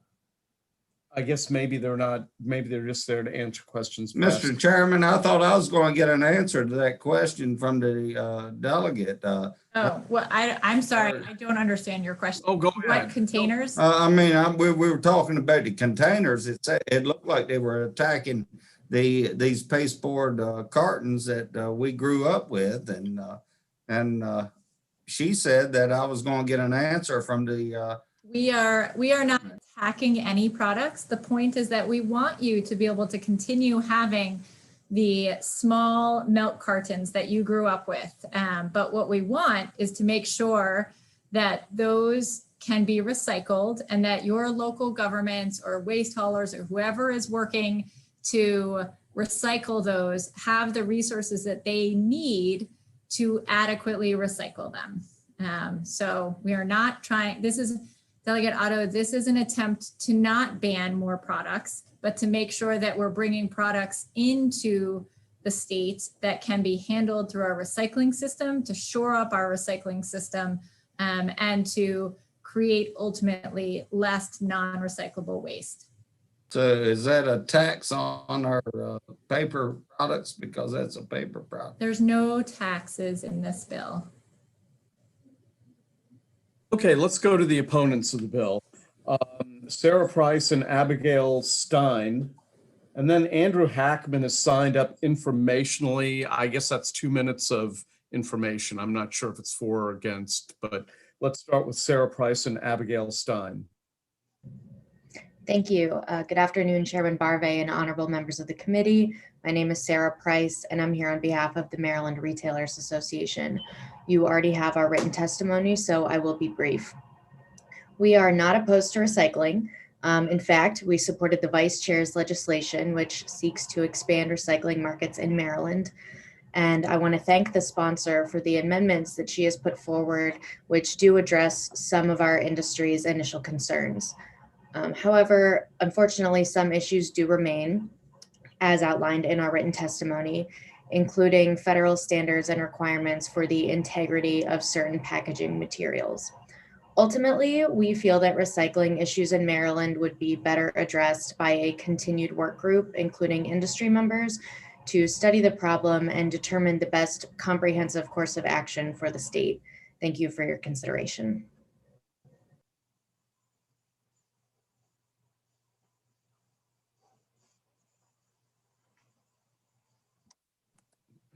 Okay, thank you very much. Abigail Stein. Is Abigail Stein there? Yes. Hi. I'm here. Okay, go for it. You have 2 minutes. Perfect. Hello, my name is Abigail Stein, and I'm here on behalf of the American Forest and Paper Association, and I appreciate the opportunity to speak today as a lifelong Maryland resident. The forest products industry in Maryland employs almost 6,000 people and produces almost $1.8 billion in products annually. Member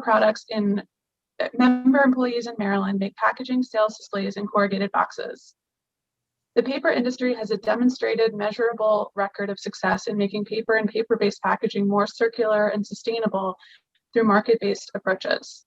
In 2019, 66.2% of paper consumed in the US was recovered for recycling. In 1990, when we first started tracking these rates, we were at 30%. US EPA data shows that more paper by weight is recovered from municipal solid waste streams than plastic, glass, steel, and aluminum combined. Robust investment in manufacturing capacity for the use of recovered paper is an essential pillar of the industry's success. Between 2019 and 2023, US packaging and pulp producers have committed to investing more than $4.1 billion in new manufacturing capacity, specifically designed to use over 7 million additional tons of recovered paper per year.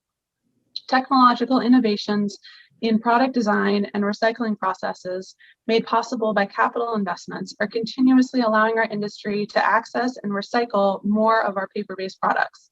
However, the concern is that EPR fees paid by producers would reduce the available capital to support further investment in manufacturing capacity using recovered fiber.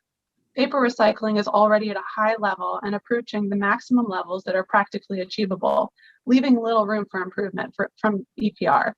Responsibility for materials recovery should be shared across the entire supply chain, including consumers. And legislation drafted to regulate the production and use of paper and packaging should be based on sound policy to the benefit of the environment and best practices for doing business in the state. We encourage the committee to avoid measures that might penalize paper and paper-based packaging, and I invite you to review my written testimony for more information. Thank you for your time. Thank you. Is Andrew Hackman there? Yes, Chairman Barbay, and I appreciate that you wonder how I'd be testifying for information purposes. My name is Andrew Hackman, and I'm testifying on behalf of Ameripen. Ameripen has never not opposed an EPR bill in its history over the last 15 years. And I want to stress that we're testifying for informational purposes because of the real delicate balance that Delegate Learman has achieved in the amendments that she's offered before the committee today. We have worked on that language. It's a challenging issue to get an entire organization that represents both the suppliers, the consumer goods companies, and some in the waste industry to agree to be supportive on a bill. But the amendments that Delegate Learman has offered are a real good, delicate balance on that. I'll hit on just quick 4 points for why this delicate balance needs to be maintained as this legislation potentially moves forward. One, it doesn't put the producers in control of the solid waste system. Other EPR proposals have looked to do that, to have us actually contract with waste providers, and they don't seem to want that, and we certainly don't seem to want to take over their business. It looks to do a needs assessment, and a needs assessment is important for setting the right budget for what producers are going to contribute into the system.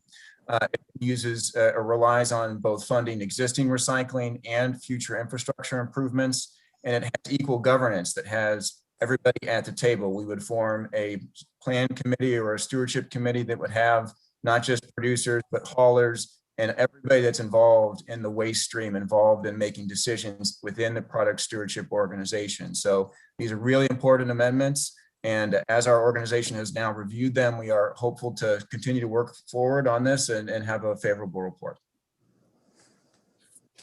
Okay, thank you very much. Okay, we've got questions. First question goes to Delegate Healy. Thank you, Mr. Chairman. My question is for the retailers representative. I had the opportunity here to read the fiscal note. There are exemptions for smaller businesses and for those that are located entirely in Maryland, but not for franchises. Has your organization broken down those kind of differences, the kind of businesses you represent? Sorry, could you clarify exactly what you mean by that? Well, this legislation seems to be creating special exemptions for small local businesses. Mm-hmm. And also, as long as they're not franchises. And my question is for the retailers organization is, who do you actually represent? Do you represent the small local businesses, the big companies, some kind of mixture of both? How do you balance that when this is a benefit to some and not to others within your organization? So we do represent a very wide variety of sizes. Some of our members you would find in your local mall. We also have a partnership with the Maryland Main Street program. So any small business that is part of a Main Street in the state is a member of ours.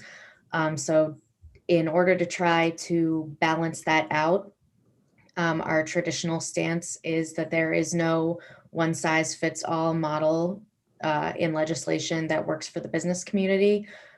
We recognize that some bills are going to benefit some portions of our membership better than others, and we typically take our positions based on information and feedback given to us from those members. So does your organization have a bias for or against small local businesses receiving special consideration in legislation?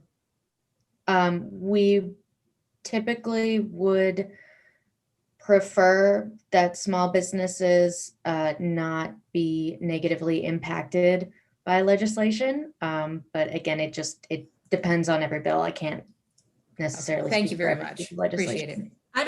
Could I respond to Delegate Healy's question just briefly? Sure. Okay, I just like to say thank you. I mean, pointing out the exemption, I think it's a really important part of the bill.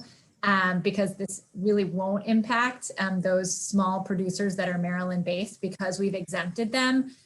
And just also point out that with a bill that's this complex, let's just say I'm shooting for everybody to support about 90% of it, and then I'd be happy. If everybody testified favorable with amendments, it'd be a win. But thank you for that, Delegate Healy. Great point. Actually, Delegate Learman, since let me follow up on Delegate Healy's question before I recognize Delegate Chi. Who are you exempting from the ambit of your bill? Sure, let me find it. It's producers who make who have under $1 million in product in the state. Sorry, I have the version with amendments reprint, and I can't remember where in the bill it is, but it's basically the small producers or producers who are in Maryland and have $1 million or less in production. So it's the small guys. This is about the big guys. Well, what was that thing about franchises? I didn't understand that aspect. I was reading from the fiscal note. So I don't know where it is in the bill, but it. Okay, well, you know what, we'll go, you know what, Delegate Learman, we'll go back and okay. Delegate Chi has a question. Thank you, Mr. Chair. It's been a fascinating discussion, and since I am assigned here from Economic Matters Committee, I thought I would ask a couple questions just so that I understand from the perspective of the bill's impact on our business community. So my question is particularly to the Forest and Paper Association, Abby, if you don't mind. From what you said, it sounds like your industry in general has already taken initiative to transition and adopt many of the good practices to be more environmentally friendly, right, on your own. And so wouldn't not on their own. This would accelerate the process and kind of incentivize your peer companies to adopt good practices would actually be to your benefit? Or are you saying, as you just mentioned, it would take away quote unquote capital from or resources from your industries to adopt what you consider to be the best practices, which could be different from what Delegate Learman is proposing? Or are you suggesting that you were not part of the work group or whatever to be able to provide that input? I'm just trying to understand. Yeah, thank you for the question.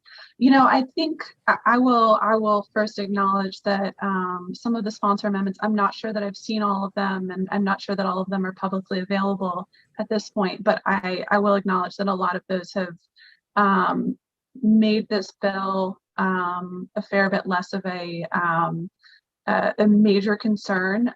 However, the fact is that we have been making investments in our industry. In 1990, we were at a 30% recovery rate, and through voluntary investments, through working to build the recovered fiber markets on, an individual company basis, we were able to hit 63% as our meeting or exceeding numbers since 2009. And so, there's a certain amount of ceiling for some of our products where continuing to improve the rate isn't necessarily achievable. The number for corrugated cardboard is at 92% for the last 3 years average.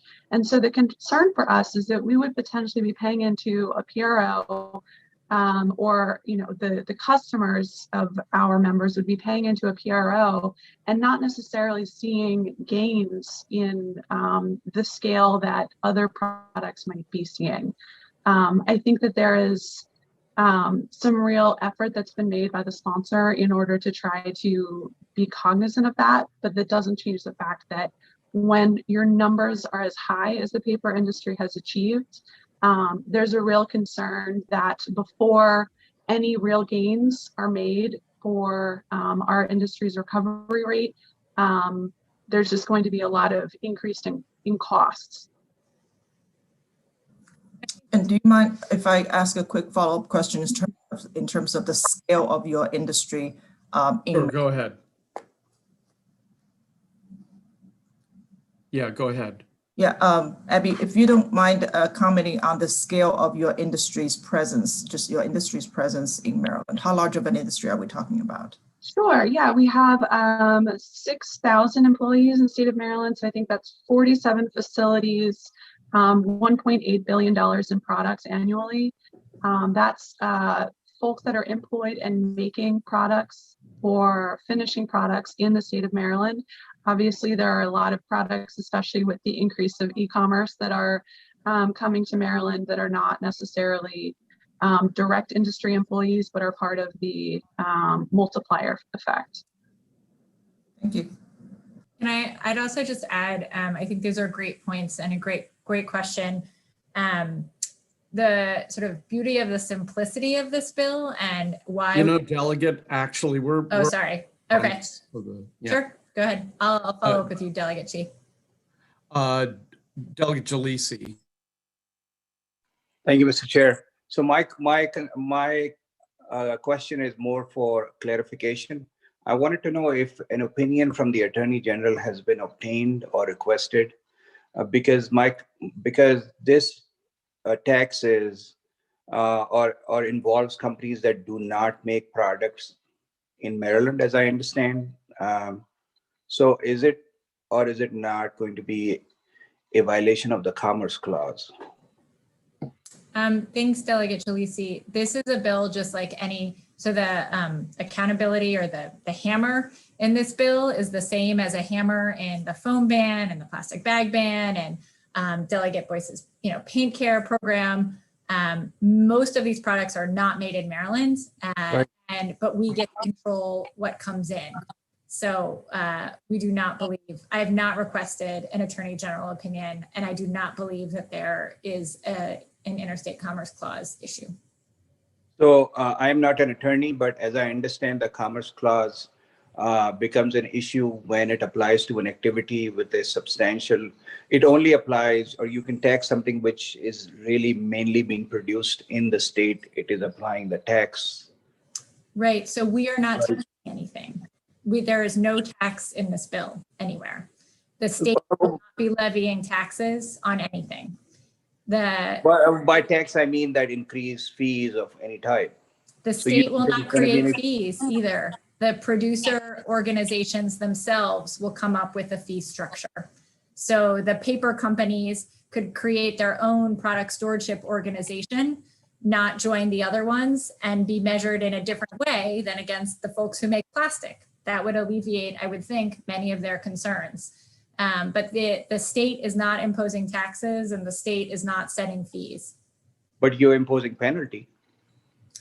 We are saying if you do not join one of these organizations and come up, then you cannot sell into the state, just like we have done for, paint care or batteries or, any other EPR program. There are multiple EPR programs all over the country, and none of them have had this issue.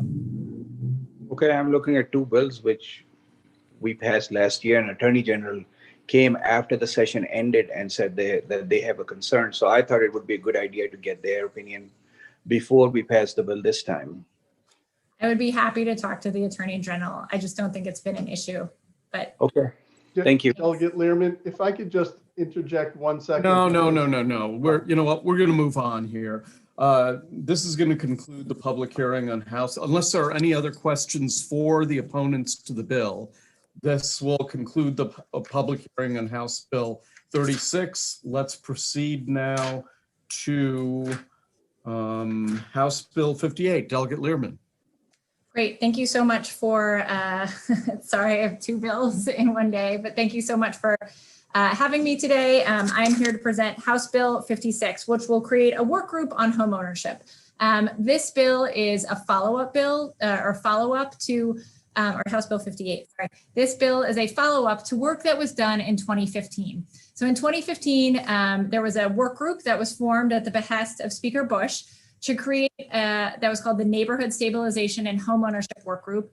And it completed a report called Homeownership for Stronger Neighborhoods. And that report really reflects the times it was created, and it focused on economic recovery from the Great Recession. And it made a number of findings and recommendations and was really instrumental to providing guidance to DHCD on homeownership. In fact, DHCD sent us a big chart of taking all of the recommendations in that report and how they had implemented those recommendations. So it was a really impactful and meaningful report from that work group.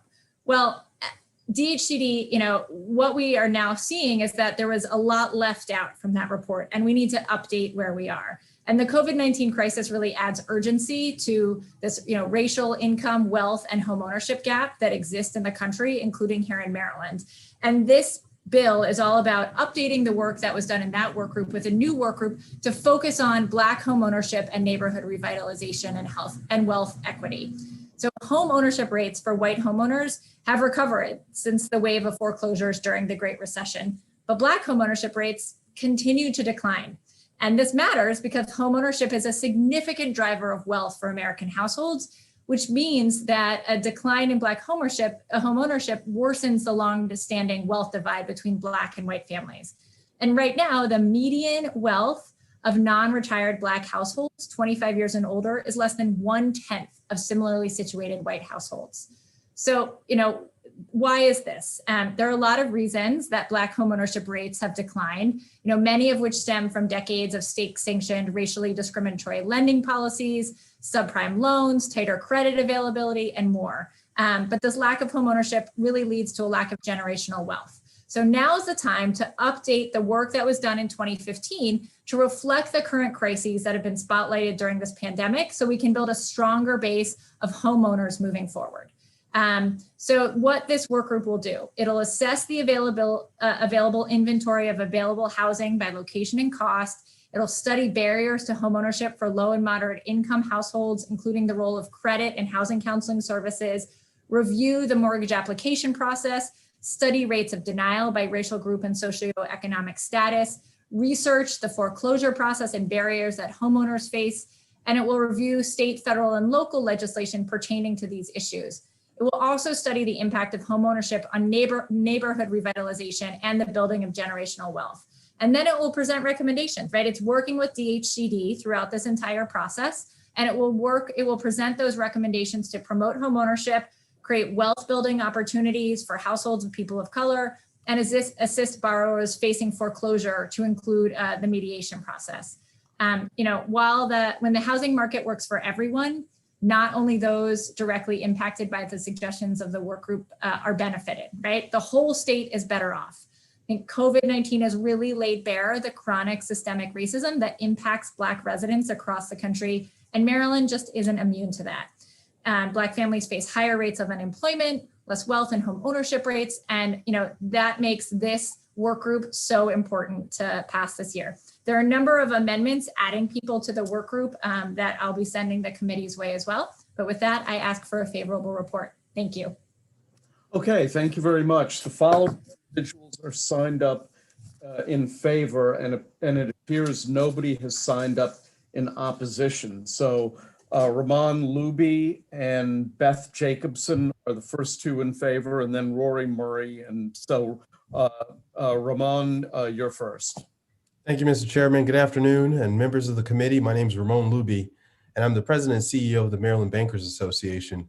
The Maryland Bankers Association represents FDIC-insured community, regional, and nationwide banks that employ more than 26,000 Marylanders and whose members operate more than 1,400 branches across our state.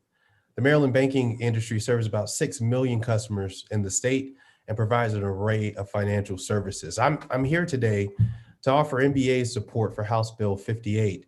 The issues to be studied by the work group are significant for Maryland's banking industry. MBA and our members have been actively involved in a variety of ways to work with stakeholders, including nonprofits, local and state government entities, community development financial institutions, and other business groups to address related concerns, to find opportunities where we can work together and will work together to find solutions.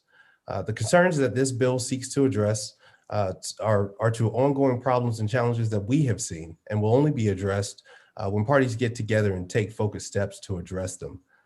The success of a bank is inherently linked to the success of the community and the clients that they serve. Maryland's banks stand by their clients and communities and committed to serving as a source of strength, stability, especially during these times of need, such as the pandemic.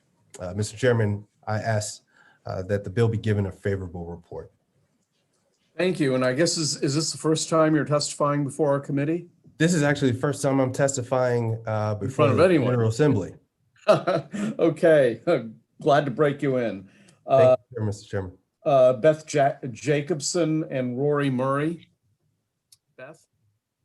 Hello, and thank you for the opportunity to speak regarding my support of House Bill 58. My name is Beth Jacobson. I am a member of the NAACP and have been working and advocating for homeowners facing foreclosure since 2009. I have been admitted as an expert witness in this field nationally. I received U.S. congressional recognition in 2009 for providing assistance to Maryland homeowners, and I blew the whistle on my former employer, Wells Fargo, for its reverse redlining in Baltimore City. We know the statistics that African Americans lost over 60% of their generational wealth in home ownership due to the Great Recession. African Americans are 70% more likely to be foreclosed upon than non-Hispanic whites.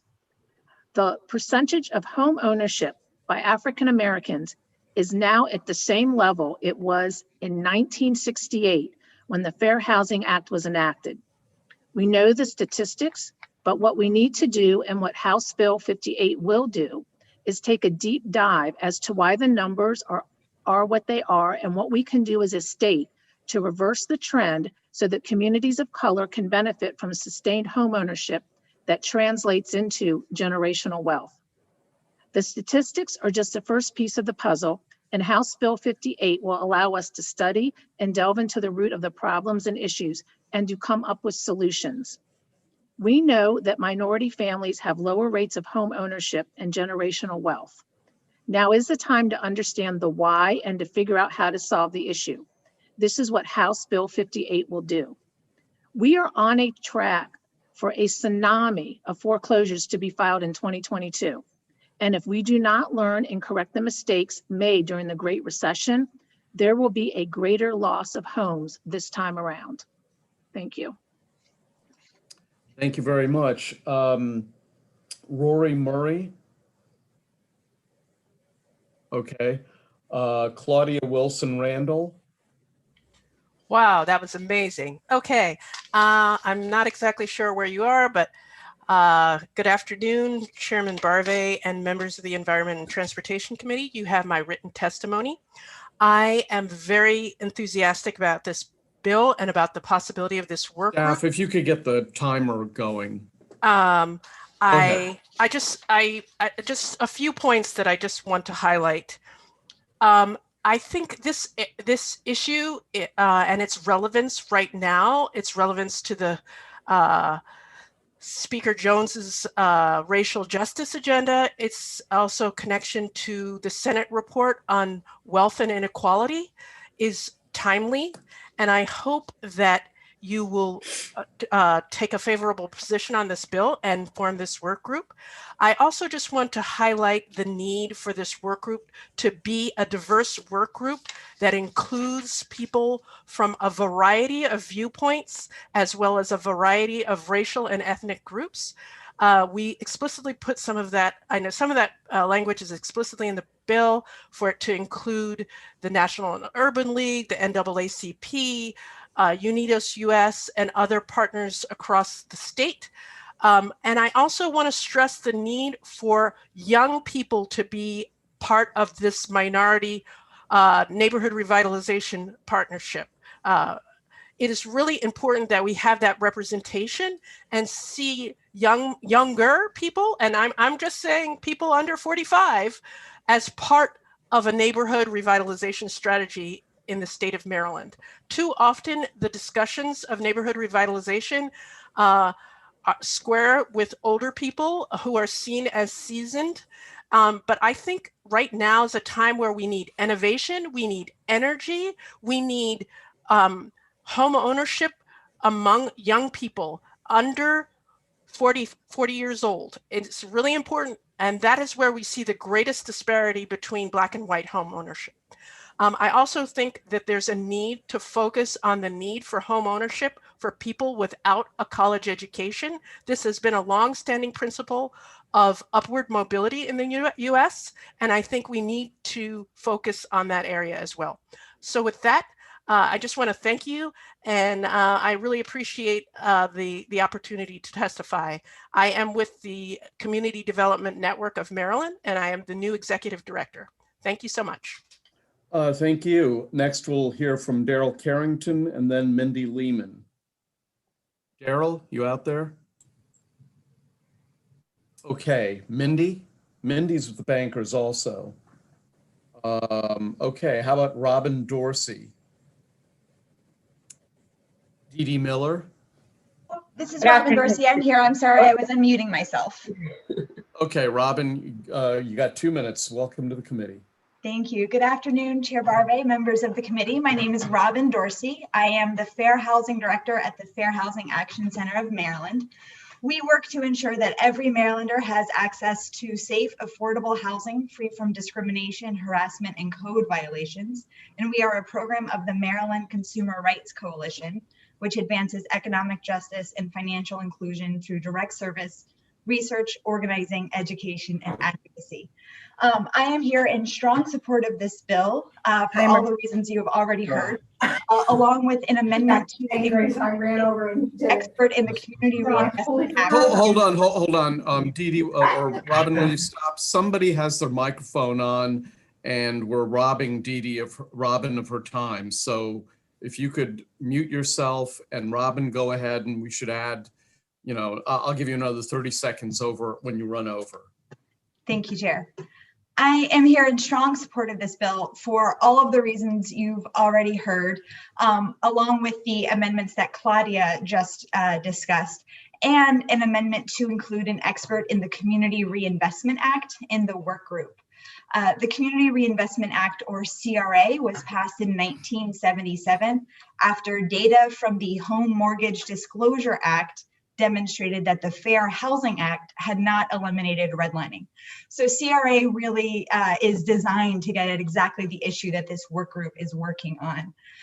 CRA holds deposit-taking institutions responsible for meeting the credit needs of the entire community in which they do business, particularly low and moderate income consumers and communities. And at its core, it creates a feedback loop between banks, regulators, and community members that holds banks accountable to serving the specific needs of the communities in which they operate. Over the last 6 years, MCRC has been organizing around CRA to bring private investment into Maryland. We've empowered neighborhood leaders in redline communities with the knowledge about CRA regulations and analysis of publicly available mortgage data. And along with more than a dozen groups in the city, we formed Reinvest Baltimore, a coalition to advocate for community reinvestment in Baltimore. That coalition took part in a campaign for a record-setting $60 billion community benefits agreement with Truist Bank as a result of the SunTrust and BB&T merger. Because of Reinvest Baltimore, that advocacy led to specific investment goals for Maryland, commitments to fund nonprofits If you could wrap up, that would be terrific. And funds to explore innovative mortgages that better serve Baltimore's housing markets. For that reason, we think that CRA expertise is essential to this work group, and we urge a favorable report with that amendment. Thank you. Thank you. Dee Dee Miller. Good afternoon, Mr. Chairman and members of the committee. My name is Dee Dee Miller, and I'm the 2021 president of the Maryland Realtors, representing 28,000 plus real estate professionals who serve home buyers and sellers throughout the state of Maryland.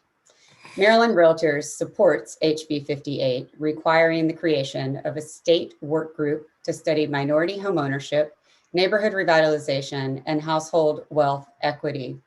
Realtors support fair and equal opportunity in housing and expanding housing opportunities. The challenges of a shrinking housing opportunity are most evident in the growing gap in the homeownership rates of white households and households of color. Before Congress passed the historic Fair Housing Act in 1968, the difference in homeownership rates between white and African-American homeowners was 26%.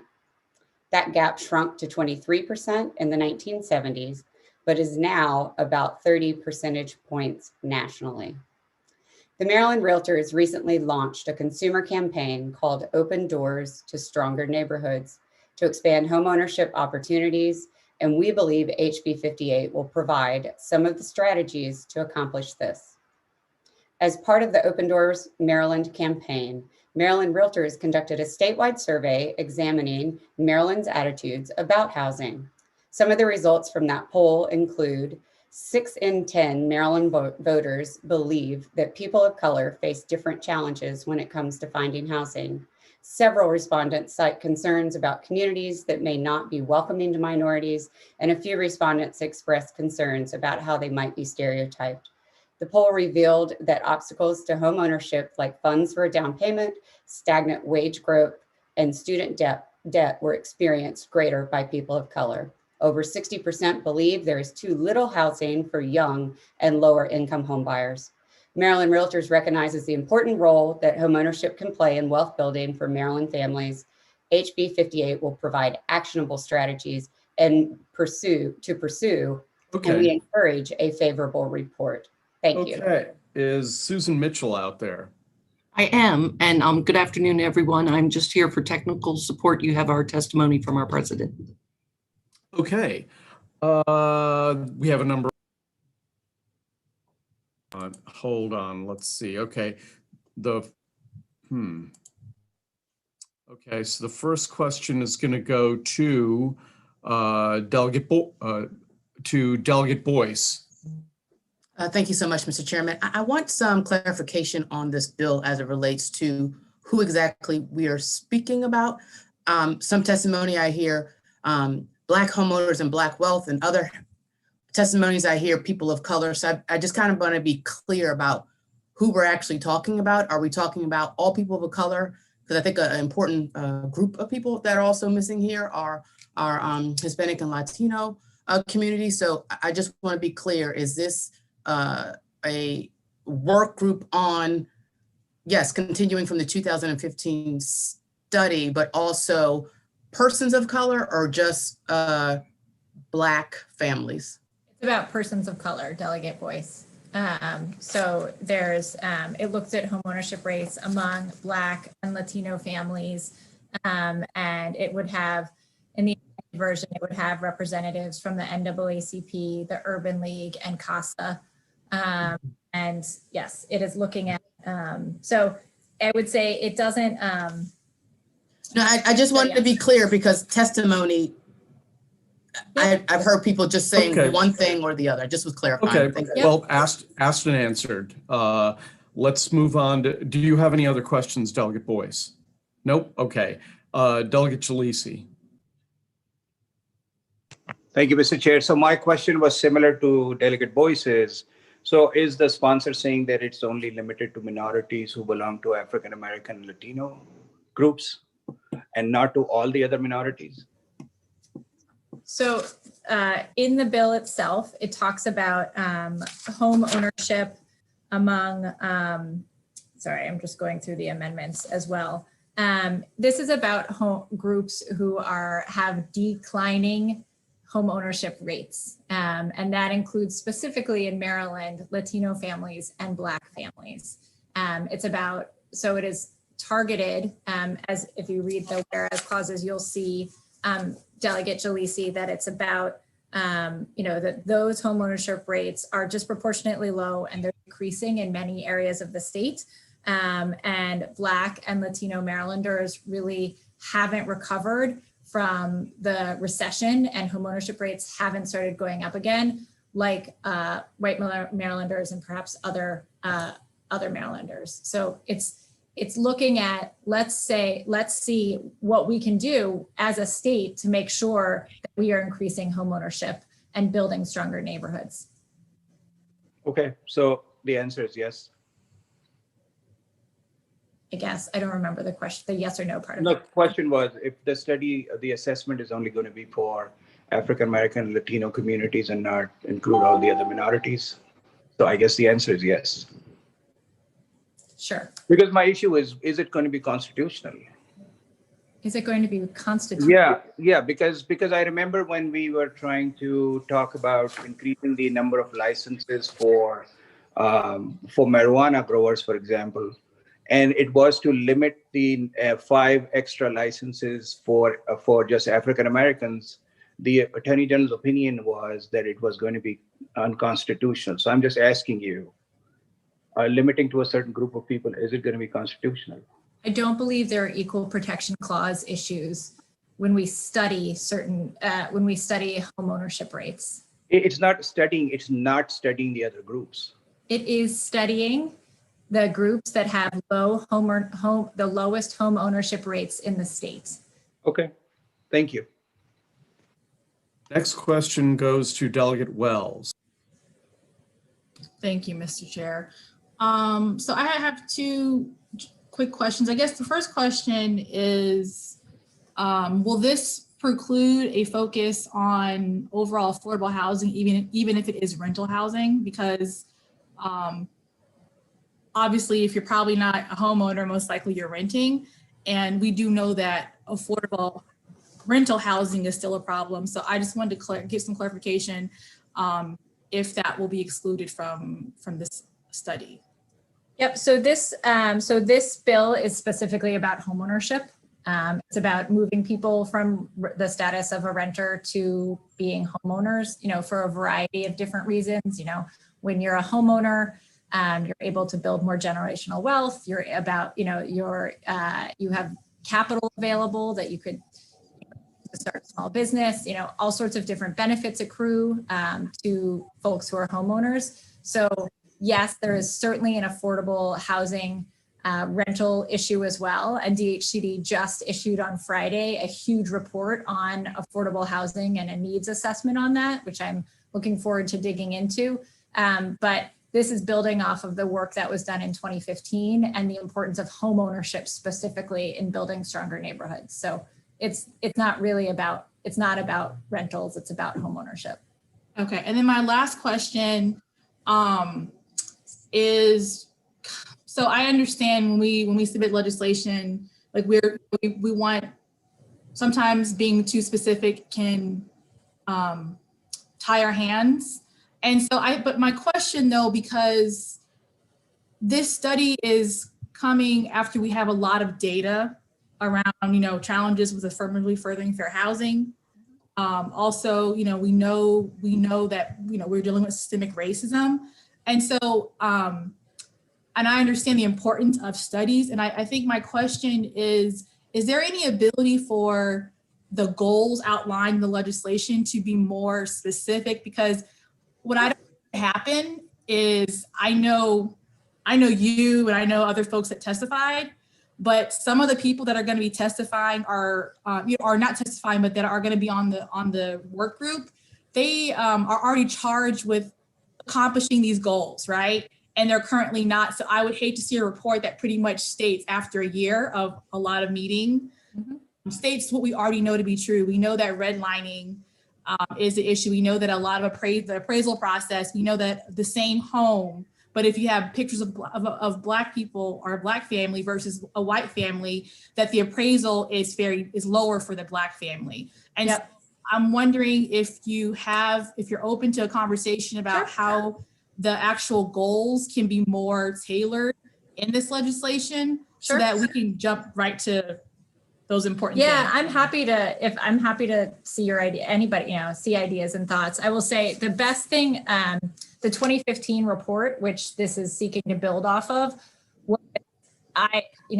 not all work groups are created equal. Some you actually get really good product out of and you get good information. So the DHCD is actually created this whole chart, but all the things that it's done based off of the 2015 report, because the 2015 report was so well done, and giving specific things that DHCD should do and legislation that should pass to right some of the wrongs that happened and fix some of the issues we found during the Great Recession.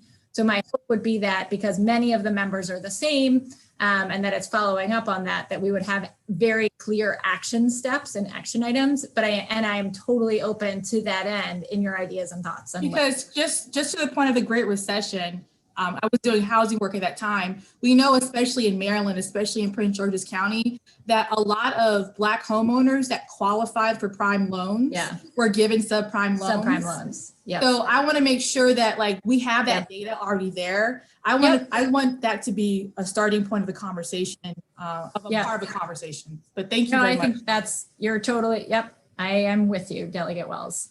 Thank you. Delegate Otto. Thank you, Mr. Chairman. I'm just concerned, is this excluding Asian Pacific heritage people? This work group will study, I'm happy to read through the bill with you, Delegate Otto, but the work group will assess rates of home ownership in the state by location, by racial group, and socioeconomic status. So we will review different racial groups' home ownership status, study the barrier to home ownership for low and moderate income households, study issues affecting homeowners navigating the foreclosure process, including barriers. So I don't think there's. So does it exclude somebody if their ethnicity is different because they're low income? I'm sorry, I don't follow that question. If they're low income, this work group is about assessing rates of home ownership and understanding that home ownership rates, we know right now that there are much lower home ownership rates for Black Marylanders and Latino Marylanders. If they were to pull together studies that also demonstrated that there were low or declining home ownership rates for a member of the, for another racial group, then they would also want to, delve into that. But it's, how it's stated is that. So you're trying to cherry pick. You're giving preference to. Mr. Chair. Let me intercede here. Delegate Learman, just to follow on to Delegate Otto's question, is it your intention to examine the marketplace, and if any other ethnic communities exhibit signs of low or declining home ownership, they would be included in the study as well? Yes. Okay. They will be. So what's the cost of the study? And who the DHCD believes there would be a one-time cost of $25,000 to have a consultant work on this. Is the consultants doing the study? It's not a study per se. It's a work group reviewing studies that already exist. So who constitutes the work group? Could I finish? Sorry. No, I didn't mean to So the interrupt you. work I group didn't think I members, did, but the work group members are in the bill. I don't want to waste the committee's time by reading all of their names, but they're in the bill, and then there are additional ones that I'll offer an amendment. all right, thank you for your answers. Next question goes to Delegate Lehman. Thank you, Mr. Chairman, and thank you, Delegate Learman, for this bill. I just wondered if Beth Jacobson, if she's still on here, could just comment a little bit about describing a little further the concept of reverse redlining. I think she mentioned that she blew the whistle on Wells Fargo in particular, and it applied to, it was a situation in Baltimore City. Is she still with us? Somewhere? No? Apparently not. I heard that term too, and maybe somebody could email to us what that means. I'd never. Yeah, I was very familiar with redlining, but I had to look up reverse redlining, and apparently is targeting the same neighborhoods that were, overlooked or excluded purposely, are then targeted for predatory lending, I guess. But I just never heard the term, and I wondered, Delegate Learman, is that one of the things that will specifically be looked at by this study group? So the term reverse redlining means targeting, neighborhoods that are predominantly people of color for higher prices, or, offering subprime mortgages in those neighborhoods specifically. The work group. Yeah. So the work group there, it doesn't have the term reverse redlining in it, but it will, yes, it will examine, the use and marketing of private and government sponsored lending. It will look at, the foreclosure process. It'll look at, valuing. Okay. Yeah, that answers the question. I don't want to have you feel like you're reading the bill, but that term, jumped out at me because I had heard it before. And okay, thank you. I do appreciate it. Delegate Jalisi, then Delegate Ampry. Okay, so thank you, Mr. Chairman. So my understanding after getting the answer to my question was that the bill is specific to African Americans and Latino families and home ownership in there. But then when she answered the question from you and Delegate Otto, it seemed to be different. So I'm just trying to understand, what is the bill? I think what we want is the data can really speak for itself. We know right now, sitting here, there have been many studies done that demonstrate that we have much lower and often declining rates of Black home ownership and Latino home ownership in the state of Maryland. But the work group itself will study, rates of home ownership in the state by location, by racial group, by socioeconomic status, to have a fuller picture of the data as it exists in Maryland, pull in other studies, and then let the data speak for itself. So again, like Delegate Otto asked, it's going to include the Asian American Pacific Islander community or not? So like I just said, what is the focus of review of this work group going to be? Is it going to continue from the data that you have and build on it? Or are you going to include the other communities? Like I just said, the work group will assess the rates of home ownership in the state by location, racial group, and socioeconomic status. That's in section G, G2. And then the data will really drive what the recommendations are. So you read your bill before when you answered my question, and then you read something which said it was focused on African American and Latino communities, and now you read the section which. So what I was saying before, and what I just said again, is that we already know that Latino and Black. Okay, both of you, hold on, stop. Finish my question. Oh, sorry, I thought you were done. So your first answers, you were reading from your bill, which seemed to be different from the section you're reading now. And then Chairman Barbe and Delegate Otto asked you specifically about Asian American and Pacific Islanders, and you said yes. So I just want to be clear on this. Again, you're reading a different section of your bill. So when the work group is formed, if the bill passes, is it going to look at everyone who is low income, or is it just going to focus on those two groups of people? I just want to Delegate Lehrman, before you answer that, the question I put to the sponsor was it her intention to examine the marketplace, and if other communities were found that were disadvantaged, was it her intention for the bill to apply to them? And she said yes to that. So. Thank you. But when I first asked my question, it seemed to me the answer that I got was different. So Delegate Jalisi, let me just say that, in this committee, we all put in bills and we have certain intentions. And if her intention is to include, if she says her intention is to include all economically disadvantaged groups, then I will. I haven't read her bill yet, but I'll take her at her word that that's her intention. I believe it. I just wanted to clarify the answer I got first. But thank you, Mr. Chair. Delegate Ampry. Yes, thank you, Mr. Chair, and thank you, Delegate Lehrman, for bringing this bill forward. It's something near and dear to my heart to study and understand the effects of previous housing policies that were specifically targeted to certain groups. So those certain groups deserve to be targeted in how we figure out how to relieve the pain that they suffered.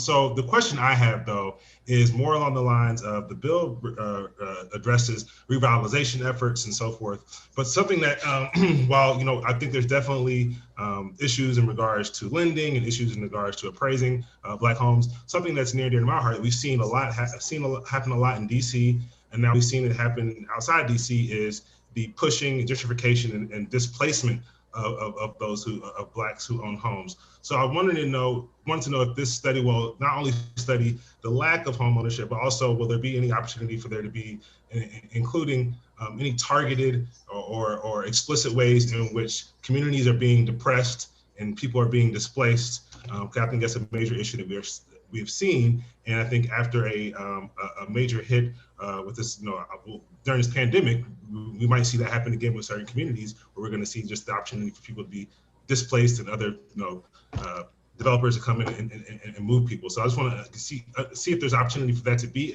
included in the study. Is it already planned to be included in the study? Just wanted to get your thoughts on that. Thank you, Delegate Ampry. So I'm certainly open to including that. I think gentrification is a huge issue that has a lot of different causes, and so I want to try to keep the work group as specific as possible so that it actually accomplishes its goals in a year. But I am absolutely happy to talk with you about how we can make sure that that is not glossed over and is dealt with as well. Yeah, definitely, and I understand we don't want to study like everything going on within the housing market, but I know that is in regards to home ownership. It is a major factor in that we see poor Black communities, poor brown communities, see their home ownership decline as a result of revitalization efforts. So just making sure that, because I know revitalization is a part of the study. So just want to make sure that that's maybe considered. Thank you so much. Sure, thank you. Any other questions for the sponsor and the supporters of the bill? Okay, I don't see any opponents, and so that ends the public hearing on House Bill 58. We'll proceed to House Bill 99. Delegate Love. Thank you, Mr. Chair. Okay, good afternoon, everyone. Delegate Sarah Love here to present to you HB 99. You all heard this bill last year. It would create a commission that would set up a container deposit system.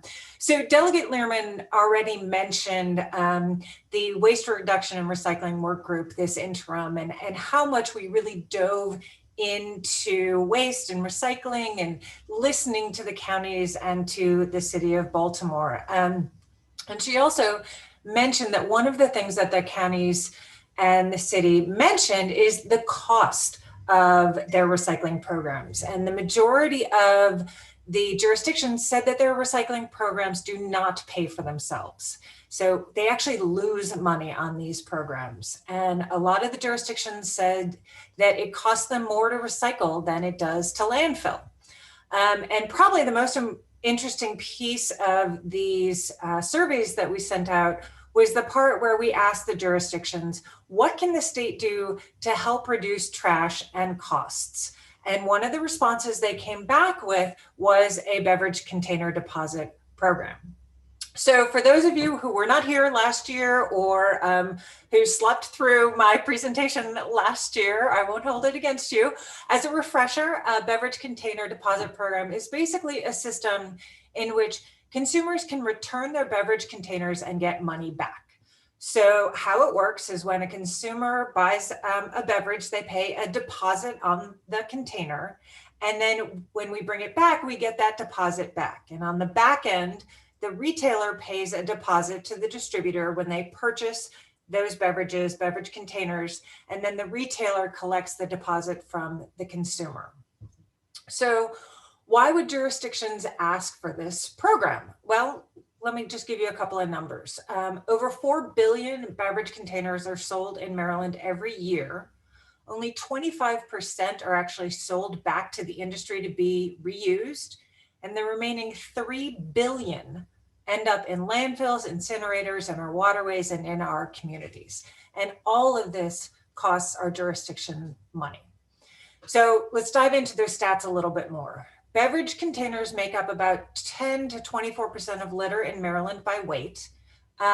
In 2014 to 15, an estimated 19,000 tons of beverage containers were buried in the Prince George's landfill. In 2014, Baltimore County disposed of an estimated 25,000 tons of beverage containers. 10 states and about 30 countries have these programs. So I've spent every summer of my life in Michigan, and it's standard procedure that we take our containers back to the store and redeem them. We don't throw them out. We make sure to return them because they are worth money. So the benefits of the programs are a higher redemption rate. States that have them have a corresponding reduction in litter. There's guaranteed recycling, and they create better recyclables. And to be clear, these programs complement existing curbside programs. They do not replace them. So similar to what Delegate Learman's EPR bill does, HB 99 sets up a commission to bring together the stakeholders in this field and tasks them with coming up with a program. And it sets certain parameters, at least a 10-cent deposit, a goal of a 90% redemption rate. It has to be convenient for the consumer. And then it leaves the details up to the stakeholders. So in years past, these details have been in the legislation. And I believe that rather than legislating every piece of these program, it should be left up to the stakeholders. So for those reasons, I urge a favorable report on HB 99. Thank you. Thank you very much.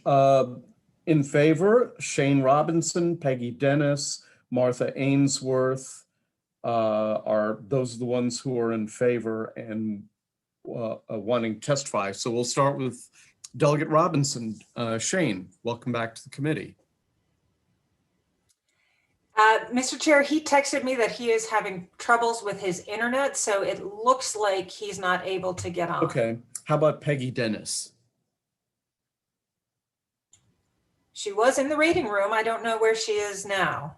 Well, maybe she's needing to unmute herself or something. Peggy, you out there?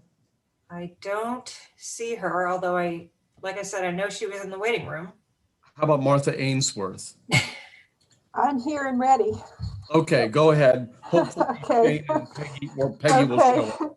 I'm Martha Ainsworth, Chair of the Maryland Sierra Club Zero Waste Team, again, speaking on behalf of more than 75,000 members and supporters in the Maryland Sierra Club. We strongly support HB 99. Now more than ever, Maryland needs a beverage container deposit law, and let me highlight 3 reasons. According to the Container Recycling Institute, in 2018, an estimated 5.2 billion beverage containers were sold in Maryland. Only 22% were recycled.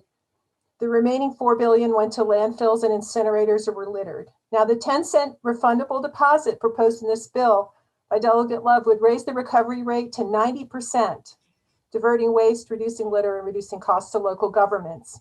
Second, the bill will reduce plastic litter that's at the heart of the plastic pollution crisis. Since last year, we've learned that not just wildlife, but human beings are ingesting plastic, like a credit card's worth a week. Plastic gets into the waterways, the oceans as litter. More than half of the debris collected in the Anacostia watershed by volume was beverage containers. Deposit bills are among the most effective anti-litter policy in existence.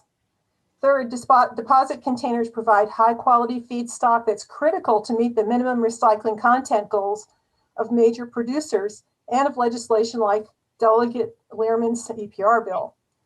They provide consistently high-quality raw materials, aluminum, PET, plastic, and glass, higher than curbside recycling providers can provide.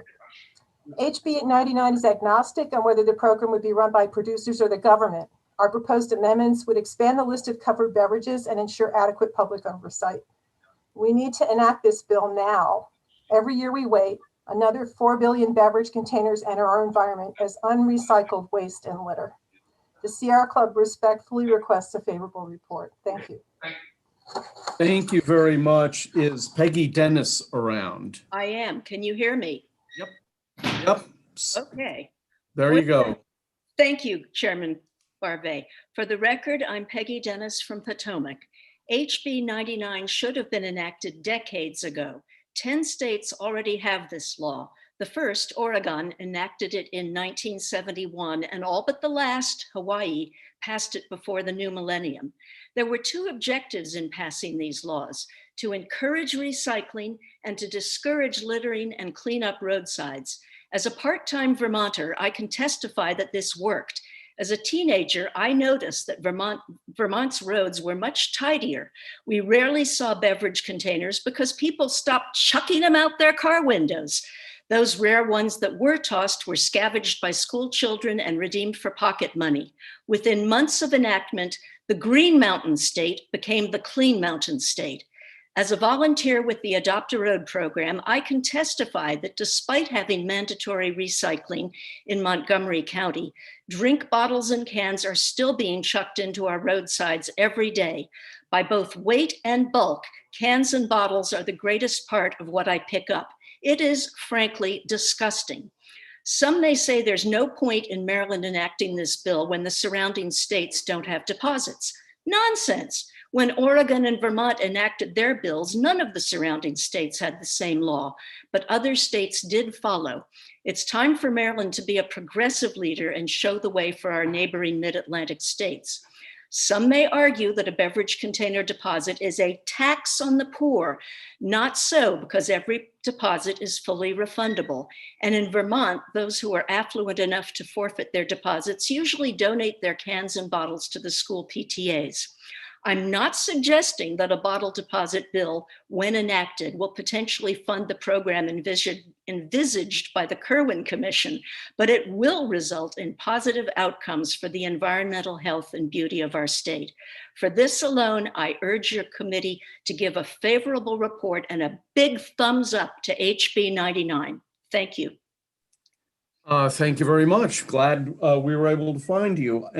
So Shane's not going to be able to make it, I take it, right?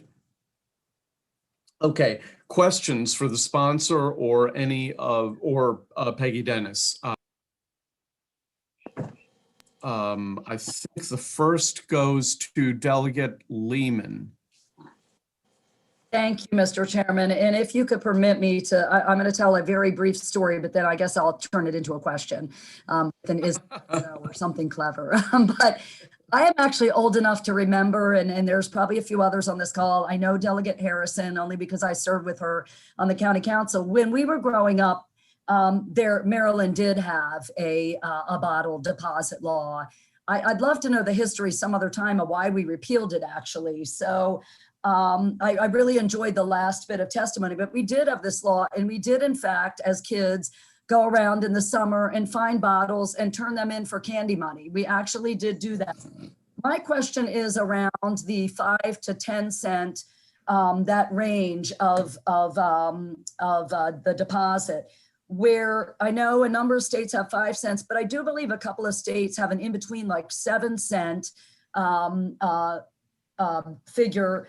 why 10 cents, what is the issue with that price point, and how much more of an incentive it is, I guess, for people to round up containers and turn them in? Can someone address that?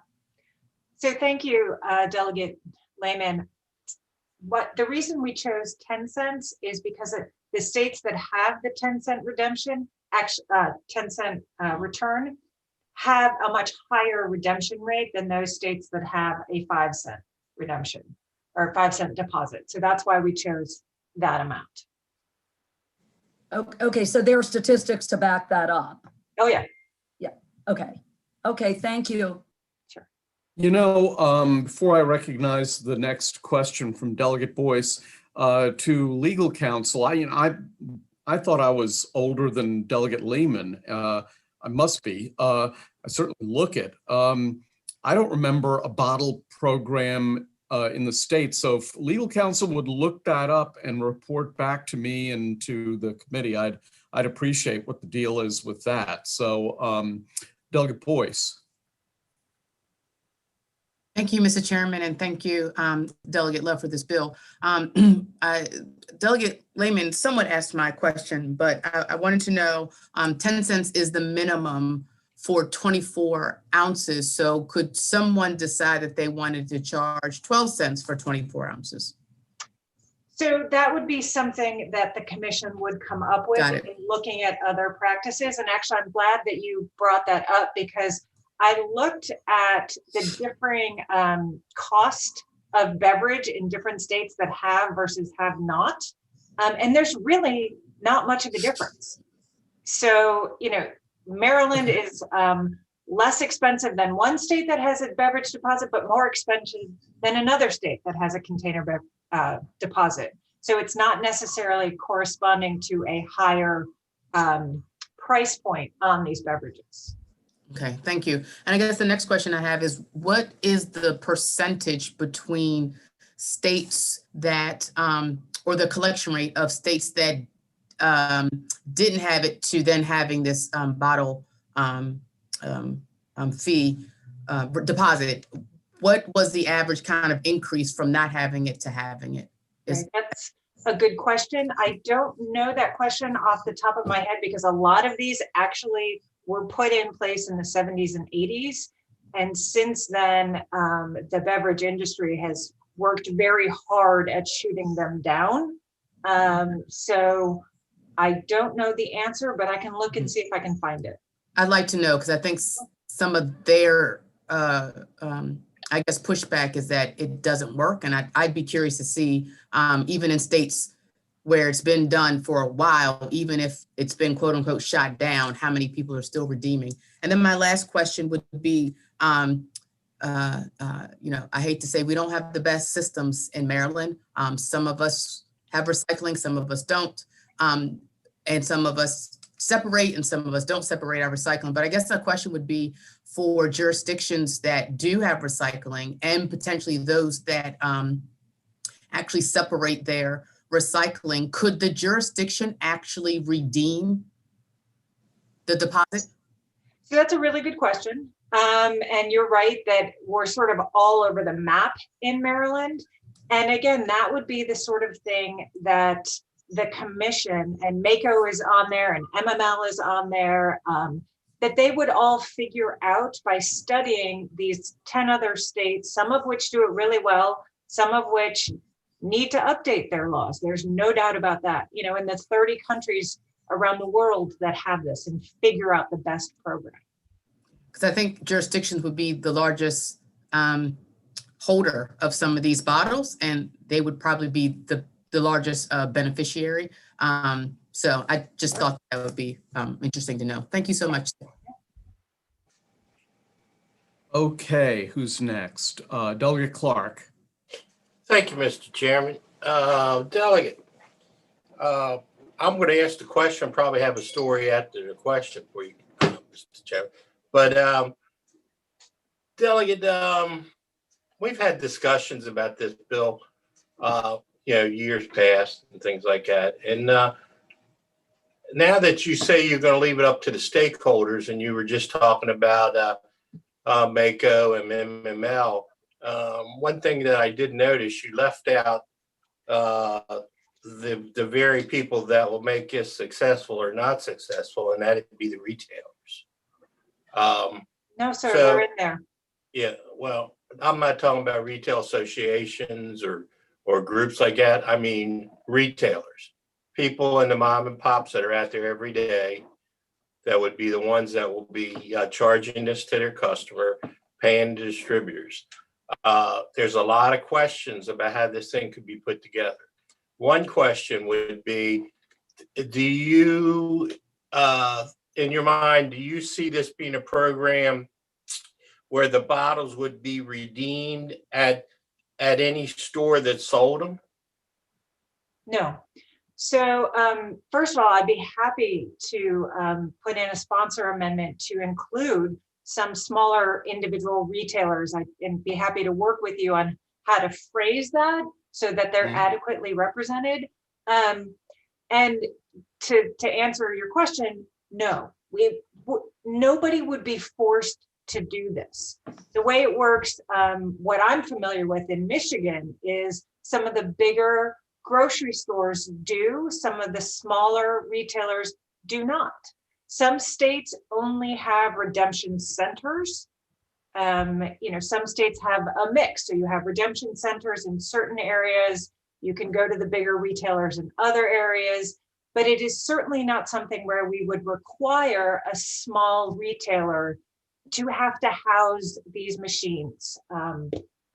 So again, it would be up to them whether they wanted to do it or not.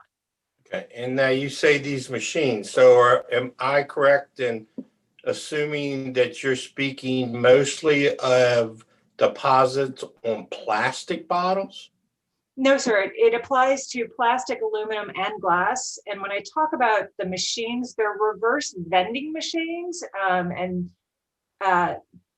I don't know that every state uses them, but again, I'll go back to Michigan because that's the one I know. And Michigan does have issues with their program. There's no doubt about it. They need to update it.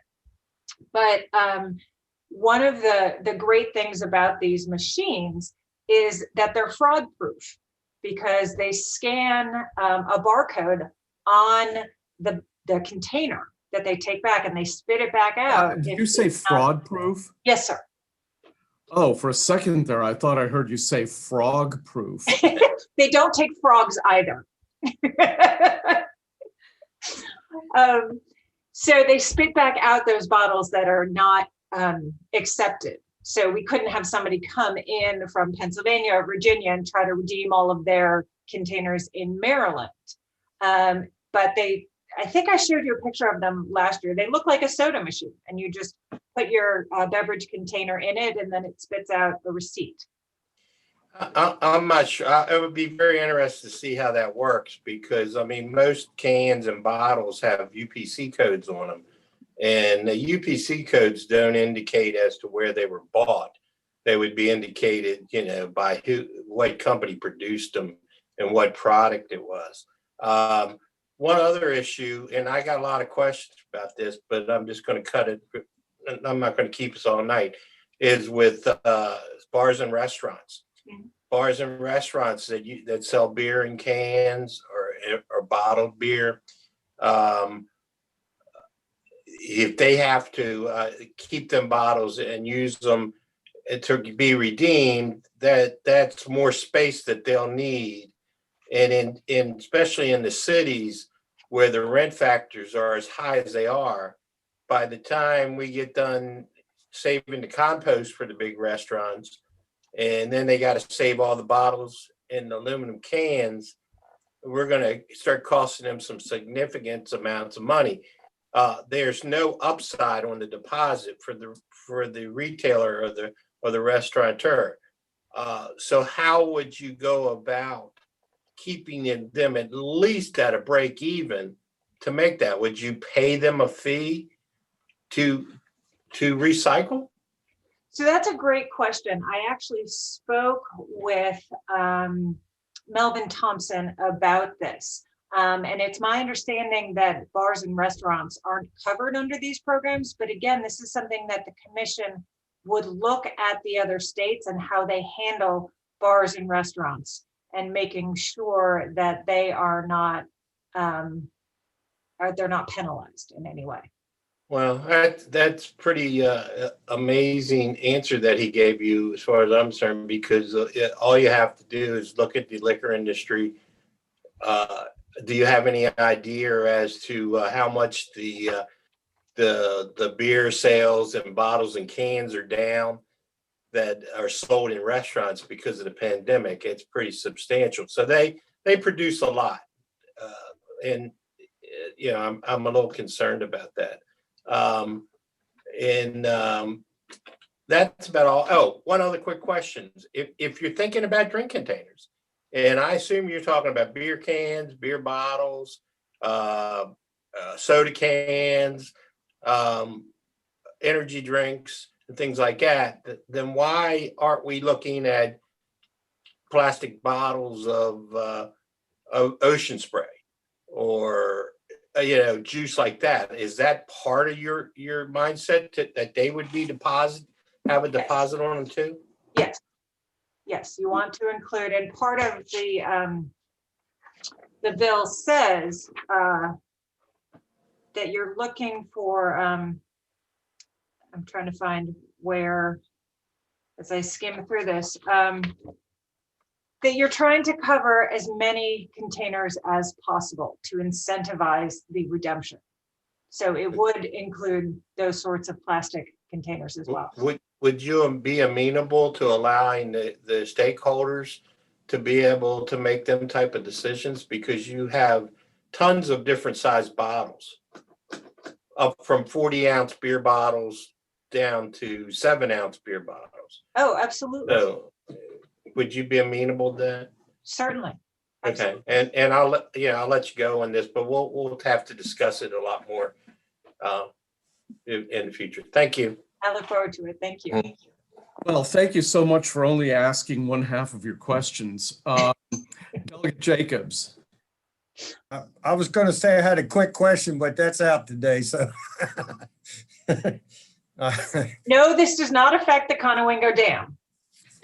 Well, there's bottles that do come across there, but they're not recyclable in Maryland because they have a PA address on them. So I do have a few questions.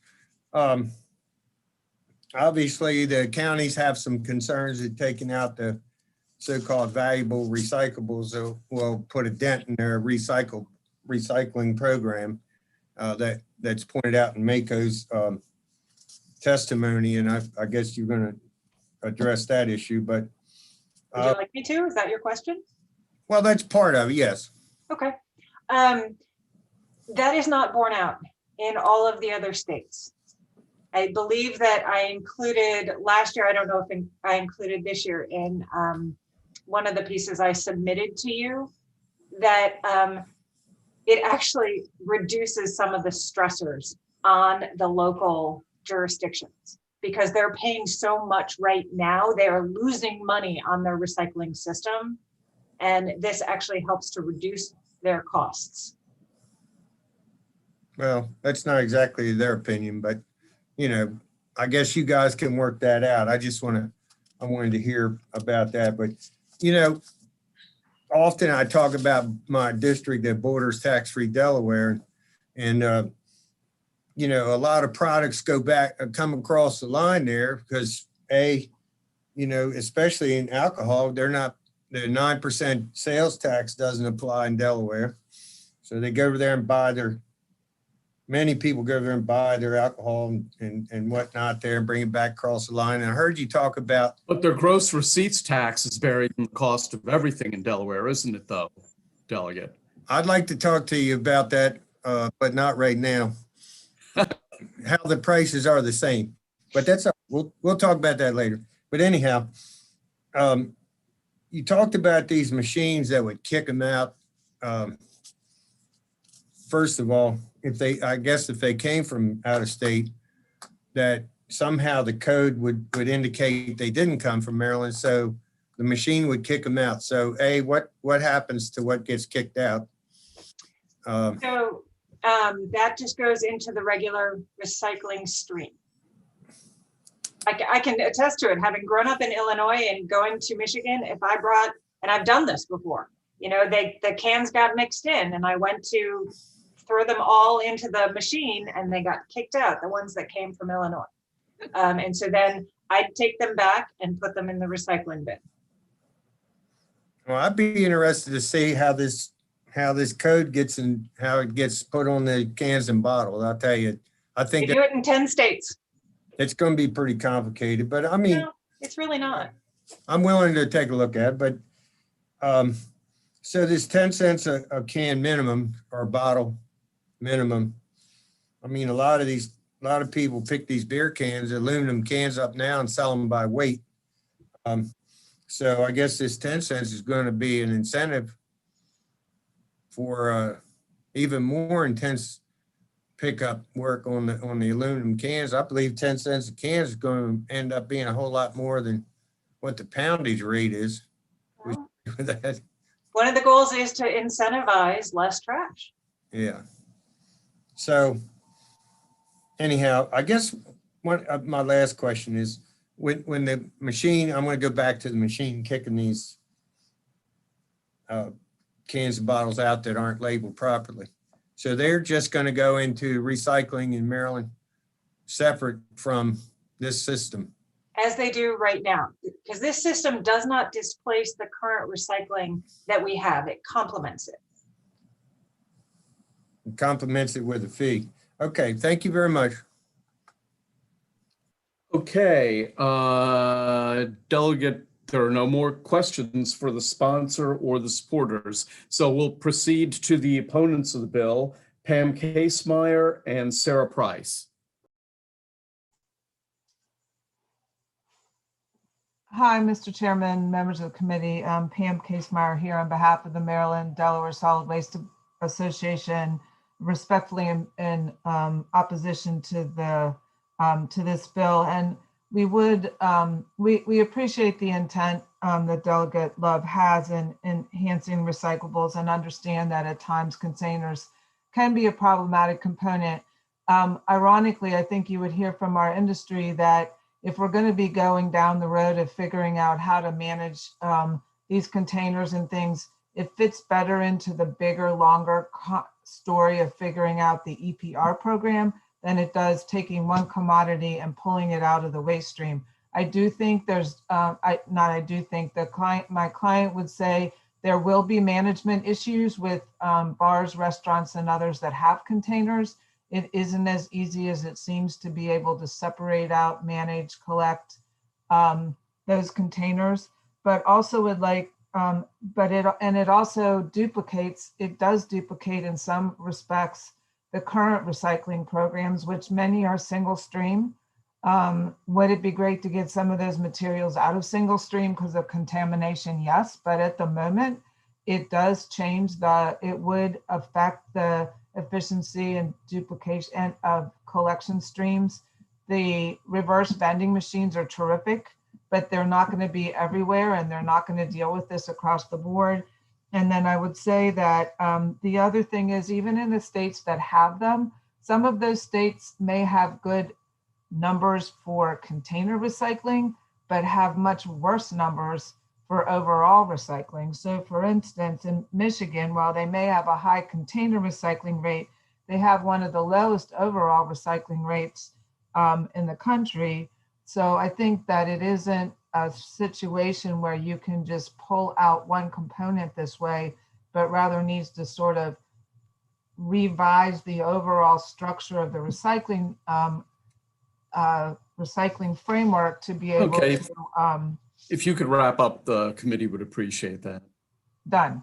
Okay, Thank you. Thank you. And finally, Sarah Price for the retailers. Thank you, Chairman.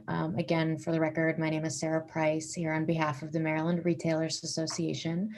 I just wanted to share with you all several concerns from our grocery industry members based on their experiences in other states with similar legislation. The enactment of bottle deposit legislation has a major impact on operations and administrative costs for the grocery industry, and it is very well documented in bottle collection states that sanitation issues can develop when consumers return uncleaned bottles to stores.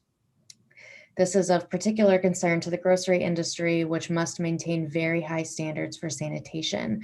And retailers have had to increase the use of pest control agents and cleaning solutions to combat contamination. And this has both increased their operating costs and produced potential health hazards for both retail employees and for the consumers who are purchasing their food in the same location. In addition to these increased costs for sanitation, retailers must also increase labor for bottle collection, storage maintenance, and even security, depending on the storage capacity and location for the retailer. Coupled with these new administrative costs, bottle collections have been shown to result in overall revenue losses for grocery stores. A study conducted by the University of Kentucky found that grocers near the border in states that imposed a 5-cent fee per bottle experienced a 5% reduction in total sales after the deposit laws were enacted.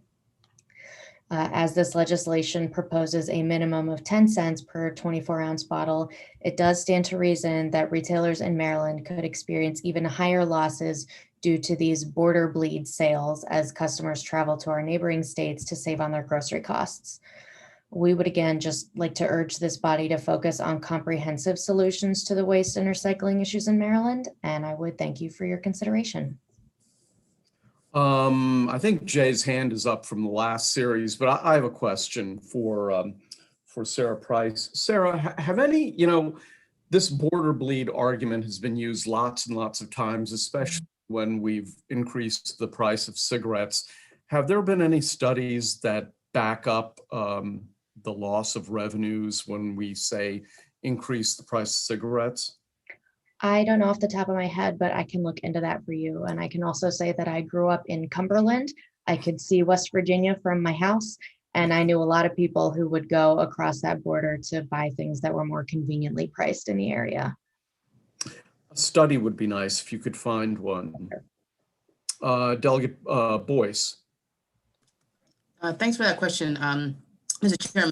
I would ask somewhat of the same lines of the question, that question, in that Delaware is tax-free, correct? Yes. No, they're not tax-free. They bury their sales tax in the form of a gross receipts tax. Okay, Now, so I said that just to say people don't run over the state line to go shopping more than just shopping the state. No. Let me, by the way, having been on the Ways and Means Committee, here's how the gross receipts tax works. If you're a business and you pay a 1% gross receipts tax and you have revenues of, $1 million, you'll pay to the government $1 million, 1% of $1 million. And, that's not technically a sales tax, but it really functionally operates like a sales tax.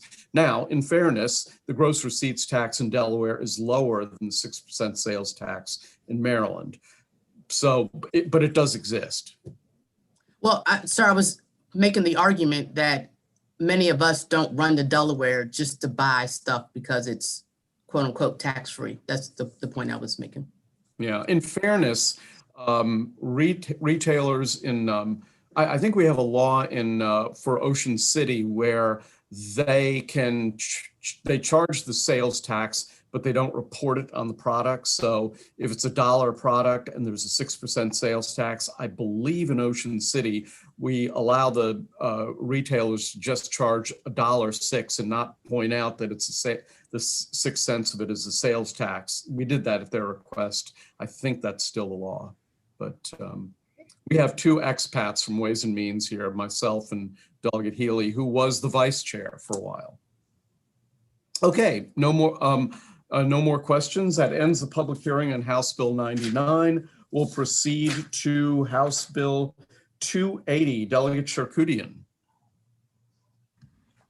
Thank you, Mr. Chair, Mr. Vice Chair. Delegate Charkoudian here, speaking in favor of House Bill 280. So let me start by thanking you all for passing this bill last year.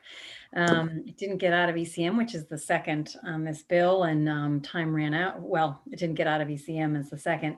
So I'm back with it again and hoping that you'll give it a favorable report. And let me just explain, it's a very simple bill. As you know, you're discussing a lot of recycling today.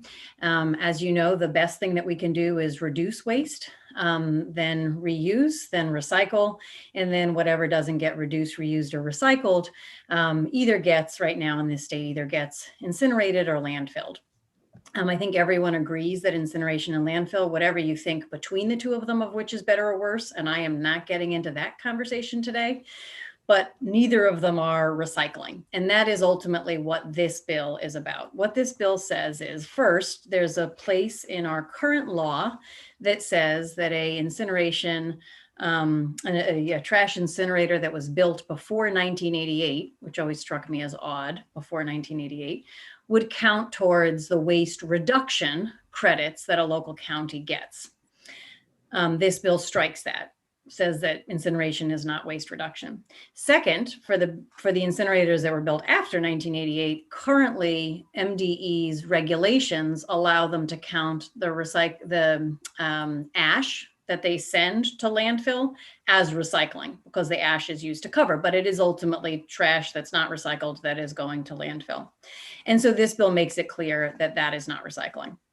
Now, when I first conceived of the bill and prepared to bring it forward over a year ago, my goal was to have transparency and accuracy in our recycling count, because I think it's important to have that transparency and accuracy so we know what we're counting, so we can continue to increase our reduction and our recycling through legitimate means. But then I found out that it actually has a direct business implication. And so unfortunately, the folks from Mom's Organic Market are not here today. They were able to stay until 3 o'clock, and then it's my understanding they had to leave. But in their testimony, what you'll see is, you know, when you go to grocery stores and you are able to bring your plastic bags and stick them there, and they say that they're going to recycle them. Well, for a number of years, Mom's Organic Market was paying a company to recycle plastic bags. So folks would bring their plastic bags, stick them there, they would get hauled off, and Moms would pay, and everyone believed they were being recycled. At some point, Moms found out that they were being taken to an incinerator. And when they were outraged and said that this was essentially false advertising or false business promise on the part of the company pointed to Maryland law to suggest that incineration is in fact recycling. And so in addition to the need to have transparency and accuracy in what we count as recycling, so that we can continue to improve it, it's also important from a business and a sort of honesty in business practices perspective that our law doesn't encourage or support these kinds of practices. Just want to be very clear, because I know there's a range of opinions about incineration and also a range of opinions about incineration as it relates to whether or not it's clean energy. This bill doesn't touch either of those concepts, doesn't talk about whether incineration as a way to ultimately take trash after recycling's been done is good or bad. And it also doesn't say whether or not incineration is clean energy. That's a totally separate bill. And I just want to clarify that, because I think in previous last year in both committees, there was some confusion about that. And I'm happy to take questions. Thank you. Well, let's take your witnesses in favor. Daryl Carrington, Emily Ranson, and Ali Dysart. Ali's not here. So Daryl and Emily, are you here? Apparently. Emily is. Okay, here we go. Emily, go for it. 2 minutes. All right.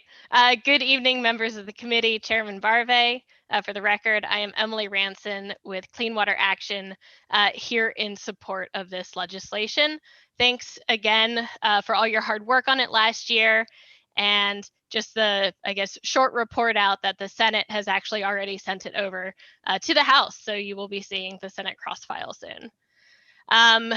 I don't want to repeat what Delegate Sharkoudian has already said, so I do just want to emphasize that this is a quirk in Maryland law that is more than just about truth and transparency in recycling. This is about how it is technically correct that burning plastic bags is recycling in the state of Maryland, and the customers that meticulously gather their plastic bags are doing this great environmental activity that they think they are saving the world, that this is becoming like the Trek decking or the various other repurposed materials, and it's just turned into ash. It's just turned into pollution. And so this piece of legislation is really important to make sure that this never happens to customers, to businesses, to anyone else who wants to do the right thing in Maryland. So thank you, and we urge a favorable report. Okay, so, and Daryl Carrington's still not around, so we'll go to questions if there are any. Any questions? Apparently not. You did a bang-up job, Lorig. So that we will go to the opponents of the bill, and they are Pam Case. It is Pam Casemeyer, the only person signed up in opposition. Pam, go ahead. Yes, Madam Chair, or Mr. Chair and members of the committee, Pam Casemeyer on behalf of the Maryland Delaware Solid Waste Association. Just real briefly, so yes, this bill has been in place for a while, and understand and appreciate that Delegate Charkoudian isn't raising all the other issues we discuss about clean energy or not. But the reason that this was originally put into law, and just so that there's a clear understanding, the maximum amount a local jurisdiction could take towards its overall 30% or more recycling goals is 5%. And that it isn't counted in the same way that any other kinds of recycling is counted. It's a small percentage. At the moment, Montgomery County, and it only applies to 3 counties actually, Montgomery, Baltimore City, and Baltimore County, because they use those facilities. And it's a maximum of 5% of their overall recycling. And it is acknowledgement that in fact, there is a waste reduction component from waste to energy that reduces the amount that goes to disposal by almost 50%. Yes, it's disposed, but there's still a reduction. The county can choose to acknowledge that there's a significant waste reduction and take up to 5%, not the equivalent of how they count the rest of their recycling. The only other thing I would say is that the ash, to take credit for the ash has some beneficial uses. In Virginia, it's used for daily cover. That's what Montgomery County takes the credit for. Daily cover otherwise has to be clean dirt. So if you have the ability to test the ash and it meets safe environmental standards for being used as daily cover, that's not meaning it's disposed, it's meaning it's used instead of other alternative clean soils for cover. So I just wanted, on behalf of the industry, to clarify the technical way in which these decisions were originally made, and not to say just because ash goes to the landfill, it's recyclable. It's recyclable when it's used for a purpose like daily cover. So that's a distinction. And so our concern is that you're taking away one more component part that a county may use in evaluating all of its various waste policies and how they meet their recycling goals. And with that, I'll answer any questions. I actually have a couple of questions here. You mentioned that Montgomery County has an incinerator, which the county government owns and operates. But also, what other jurisdictions have this? Do you know? Well, it's really whether or not jurisdictions are taking a good percentage of their waste to a waste to energy facility. They may be able to choose to take this percentage as part of their recycling. Doesn't require them to. It's their decision. Right now, Baltimore County and Baltimore City are the other 2 jurisdictions that take the majority of the waste that the local jurisdictions collect to the waste energy facilities. So those 3 jurisdictions have the option to decide whether they want to, of their overall recycling percentages, account for 5 of it as waste reduction. Well, it's ironic because the Montgomery County government right now is in the middle of making a decision to functionally prohibit solar energy in the ag reserve. But of course, they've done nothing to get rid of the incinerator in the ag reserve. So I suppose if we pass this bill and it became law, so Montgomery County wouldn't be able to count as a recyclable item the ash from the incinerator. So what does that mean? Would that mean, what exactly would that mean for Montgomery County's government? I'm just curious. I don't know, because I'm not sure what the percentage is that they're claiming now. They may or may not be claiming 5% of their recycling numbers from ash. And the ash has, if they are, it's largely related to the fact that their ash is not being disposed. It's being used as daily cover in Virginia. So it has an alternative use, but I don't personally know what the county's percentages are. They would, if they're using it to make their percentages, I think Montgomery County exceeds the required state percentages already for recycling. So I'm not sure it brings them down below the minimum, but I can't speak for them in that regard. Okay. All right. So David Fraser Hidalgo, then Regina Boyce. Thank you, Mr. Chair. Thank you, Pam. So the question that I have relates to who tests and how do you determine this ash as far as cover is concerned, what its level of effectiveness is as cover, and is it safe? Because I guess you're using it as cover, and so where does it run off? Where does it go? How safe is this ash? Because that gives me great concerns. I mean, if it's ash from burning all kinds of stuff, what's in it? And so, and I'm not a scientist, so this is my best layman's understanding. So I want to say that right up front in case I misspeak a bit, but this is my best understanding of it. Understood. And can follow up if I'm wrong. My understanding is currently this ash is not being used as daily cover in any of Maryland's facilities. My understanding is in most states, or in states where it does, or the potential could be in Maryland for it to be used, they pull out all the metals. They have to pull out a lot of the materials. Like most things, it's going to have meet all kinds of standards for not leaching certain materials, not having certain chemicals. It's not uncomplicated. I don't mean to say that even in Virginia, it just comes out and immediately gets trucked and used as daily cover. Daily cover does have environmental benchmarks. I don't know exactly what they are. And right now it is not being used as daily cover in Maryland facilities. so it just gets trucked to somewhere else and just dumped in a I guess landfill, my understanding, and again, you may want to check in with Montgomery County on this. My understanding is Montgomery County's ash goes to Virginia and Virginia tests it or has certain mechanisms or certain parameters for it to be used as daily cover. That's my understanding. Okay, or just And so really the industry is only here to say, as you all are trying to figure out multiple different ways to deal with waste reduction and meeting certain goals other than just straight disposal, this small piece of the law was put in place to give multiple different tools to jurisdictions to try to meet all of those numbers. And we're raising it to say, as you begin to take tools out, you change the dynamics for those jurisdictions. The jurisdictions are the ones that have to meet the goals.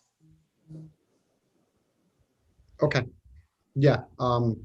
It doesn't really economically impact my members' facilities. It's just it's a tool, and a legitimate one, that now you are taking away, and we want you to understand how it works. It's not as if it's like ton for ton, pound for pound, percentage for percentage waste reduction. It's a small, you could reduce all of your waste by 50%, but only get 5% towards your recycling goals. So yeah, I think I get what you're saying. I just, my big concerns are what is in that ash? Where does it go? How does it affect human beings? Just another one of these things that I think we do on a general basis, and we don't really flesh out all the details as to what this means down the road to other human beings. And so I'll leave it there. Thank you. Okay. Okay. Delegate Boyce.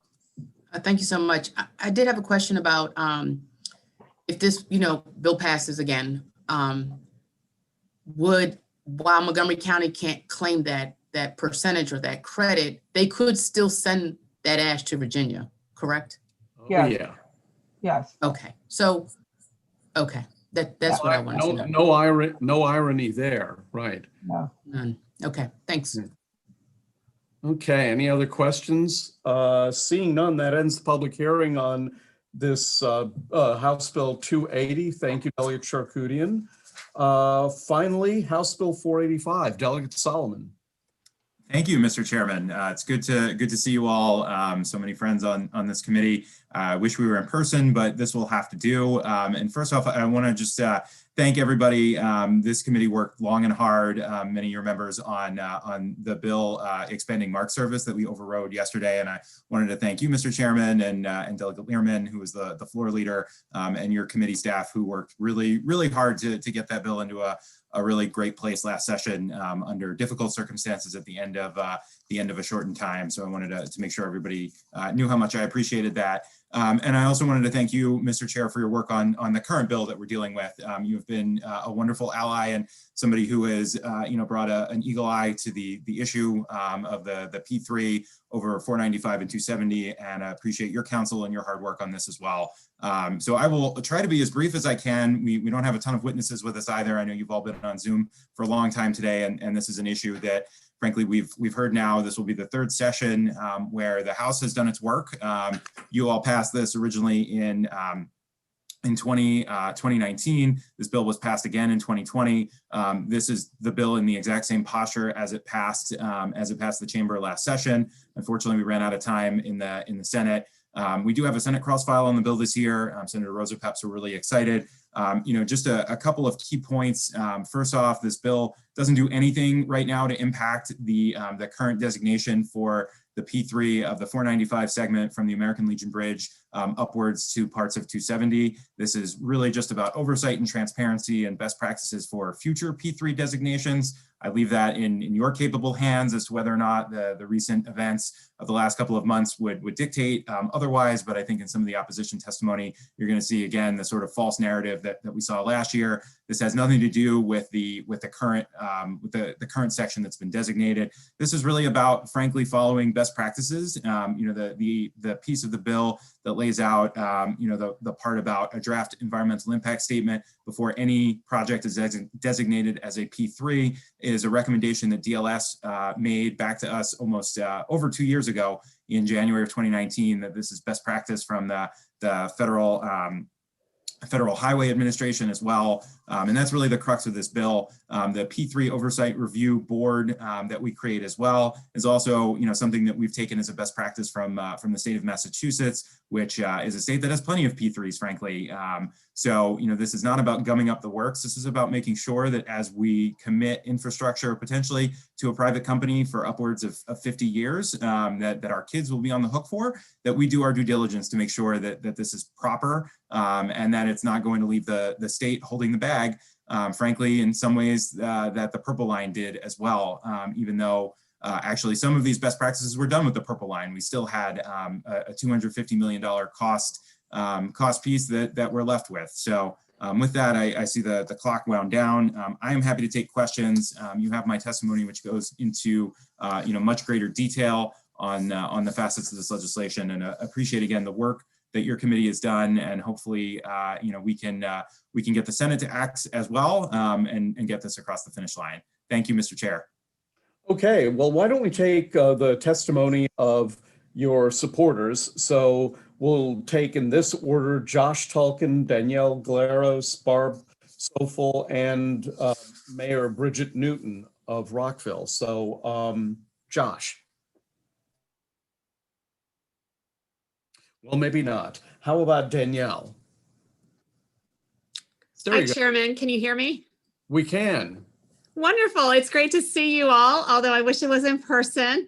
My name is County Council Member Danielle Glaros, and I'm here to testify in support of House Bill 485. Let me start by also thanking you for the override of the commuter rail pilot yesterday. It's an important bill for the state and also for the district I represent, District 3 in Prince George's County. I have the honor today to be here both on my district, but also on behalf of the Prince George's County Council, which just today voiced its support for House Bill 485. For us, this is a really clear need in Prince George in the state of Maryland. And in fact, actually, as part of our P3 work associated with the school system, we already have established an oversight board, because at the end of the day, we want to make sure that we're doing good management and good fiscal management of the taxpayer dollars. Firsthand, as many of you know, I have the Purple Line project under construction in my district, delayed under construction. In fact, we still have a road closed, and residents who thought we'd be almost nearing the end of construction are looking to another 2 years ahead of construction.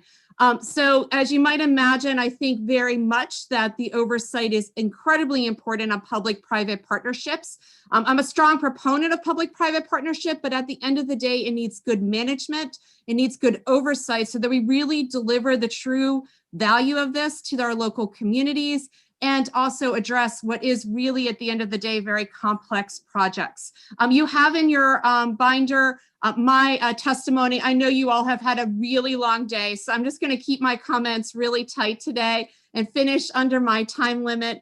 And once again, I hope you will make a favorable vote again on this piece of legislation and send it to the Senate. I'm really excited to see Senator Jim Rosapap from Prince George's County supporting it in the Senate. So thank you again for reviewing this legislation and hopefully voting it out favorably. Thank you. Okay, is Barb Sofel there? Barb? Yes, I am. Thank you very much. And I will also try and be brief. Chair Barve, members of the committee, I'm Barbara Sofel, co-chair of Citizens Against Beltway Expansion. Thank you for the opportunity to share our support for House Bill 485. The experience with the Purple Line, as others have said, demonstrates the need to reform the P3 process. It shows that the existing P3 process does not protect taxpayers from substantial risks that are inherent in public-private partnerships. The establishment of a review board under HB 485 would provide the General Assembly with the much-needed oversight of future P3 projects. The requirement for a risk analysis and independent assessment of a project's impact on the state's credit rating would protect taxpayers, and the revised non-compete clause would prohibit P3 contractors from blocking transportation projects funded by local governments. The governor's plan to widen I-495 and I-270 further demonstrates the need for P3 reform. MDOT will ask the Board of Public Works to approve the first contract of that project in April or May, months before the environmental review process is completed. HB 485 would ensure in the future that we fully understand the environmental, social, and fiscal risks of a proposed P3 by requiring that a final environmental impact statement be available before the project is put out to bid. We urge the committee to report the bill favorably. And again, thank you. Thank you, Barb. Good to see you. Good to see you. Is Mayor Newton with us? Mayor Newton? Hi, can you hear me? Yeah, I can see you too. Welcome, Mayor. Good to see you all, and thank you. Good afternoon, Chair Barve and members of the committee. I'm Bridget Donald Newton, Mayor of the City of Rockville. Thank you for the opportunity to testify with the unanimous support of the Rockville City Council for HB 485. We thank Delegate Solomon for his leadership in bringing this bill forward. While HB 485 would not impact the current I-270 and I-495 P3 projects, Rockville's experience with the current initiative has brought to our attention numerous and serious flaws in this process. For example, this massive P3 is totally in the hands of the Board of Public Works, a 3-member body, and the General Assembly has had little effective input into this initiative. Furthermore, there have been issues with transparency, including the recent information that the state taxpayers are already on the hook for millions of dollars if this project is delayed or canceled. The City of Rockville is the municipality most impacted by the I-270 project, yet we were blindsided a year ago when the announcement was made. Additionally, it has only been recently known that the city has been included in discussions and information. Consequently, Rockville endorses provisions of HB 485, such as the establishment of a public-private oversight review board that would review any P3 over a certain threshold, the explicit involvement of legislative budget committees, several provisions that provide for transparency and clarity of process that have sorely been lacking in the current process. And we also request that a provision be added that would require the state to include municipalities that are directly impacted by a P3 as a partner in the process. HB 485 makes substantial improvements to the state's inadequate P3 process for public infrastructure assets. It creates safeguards that will protect taxpayers and provides the public with the opportunity to understand the real impact of large-scale transportation infrastructure. For these reasons, we urge this committee to provide HB 485 with a favorable report, and I thank you very much for your time. Thank you, Madam Mayor. I understand Josh Tolkien has joined us. So Josh, you will be the final person to testify in favor of the bill. Thank you so much. Good afternoon or almost evening, Mr. Chairman, members of the committee. My name is Josh Tolkien. I'm the director of the Maryland chapter of the Sierra Club. On behalf of our more than 70,000 members and supporters, we urge a favorable report. Why am I here? If this bill isn't going to impact the current 495-270 project, which you all know Sierra Club has some strong opinions about, why am I here? I am here because we have witnessed through both the Purple Line and the early implementation of the managed lanes process that our P3 process is in need of reform. And I'm so passionate about that I'm testifying for this bill, even if it will not impact the project that concerns us. I also live 3 doors down from a Purple Line proposed stop and have witnessed firsthand some of the challenges that come from initiating a P3 process without making sure that the proper oversight and protections are there.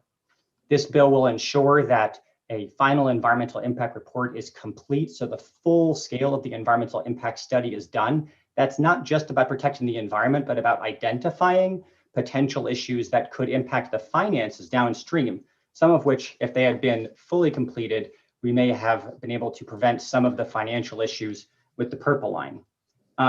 We understand that information that should have reached the budget committees did not always reach the budget committees with a managed lanes project. An initial pre-solicitation report was sent to the committees, while an addendum, which had critical information, was only made available on the website. Just one example of really critical ways that information is not reaching the people that it was intended to reach under the current bill. It was written something like 9 years ago. We have a project and a half under our belts, and it's time to take the information we have and implement critical reforms so that any future P3s can be successful and not harm our taxpayers. Thank you. Thank you very much. Questions. It appears we have questions, and the first goes to Delegate Healy. It's Delegate Healy, Wells, and Learman in that order. Thank you, Mr. Chairman. Delegate Solomon, I'm really supportive of this bill, but I was concerned because I read the testimony from the different councils of government and that the role that is outlined for them in the bill, they object to. They say it creates a conflict of interest for them and is beyond the scope of what they normally do. Can you address that, please? Yeah, Delegate Healy, thank you for bringing that up. I actually forgot to mention that in my remarks. So this was something that we added in, I think through negotiations last year. We had not heard that from them when the bill moved forward last year. So I think the last thing we want to do is put anybody in a position. I did see their testimony. We don't want to put anybody in a position to potentially be in violation of federal law. So actually, Senator Rosapep and I have been talking about. I think particularly with the move to expand some of the P3s, maybe making this a permanent position somewhere in, we were kind of snowballing, spitballing a little bit, maybe, in the treasurer's office, somebody who could sort of staff this committee on a regular basis and provide some oversight. So I am open to, folks way smarter than I am who have alternative ideas. I just think, again, we put this in as the same posture last year. So definitely open and happy to make this work. Thank you. Okay, Delegate Wells. Thank you, Mr. Chairman. Thank you to the sponsor. So I guess my question, I think I wanted to clarify something, but basically this legislation, if the the P3 is over 500 million. You're breaking up a bit. I'm breaking up. Did you guys hear her question? Because I didn't. No, okay, maybe come back to me. It just, would that Well, be you're better? the last one. Oh, You're the okay. last. Maybe you should jiggle the little wire of your laptop. That might help. Or hit it with a rock. I don't know. One of those two things. Can you hear me? If I can ask the bill sponsor. Offline, sure. Yeah. I mean, okay. It appears that all of the opponents of the bill have only just submitted written testimony. I don't think anybody is actually going to testify. So thank you very much, Delegate Solomon. That ends the public hearing for House Bill 485. Thank you, Mr. Chair. That also ends the public hearings for afternoon. Announcements. Mr. Chairman, Delegate Gilchrist. the Agriculture Subcommittee and Natural Resources will meet at 5:30. Okay, 5:30. Okay. Oh, right. It's 5:25 now. Delegate 5:21, I think. Yeah.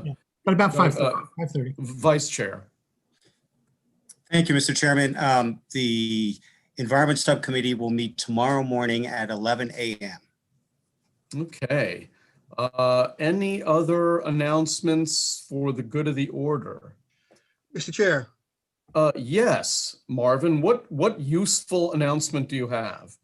Well, the Housing and Real Property is intending to meet tomorrow at 11 a.m. also.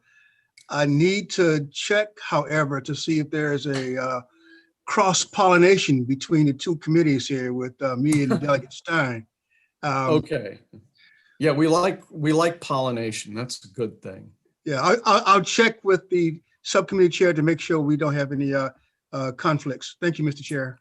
Okay, I have a compliment to dole out to a member of our committee, but Trish, we suddenly can see you. Does that mean you have something you want to say to us? No, I was just going to check with Marvin on those subcommittees, but I'll talk offline.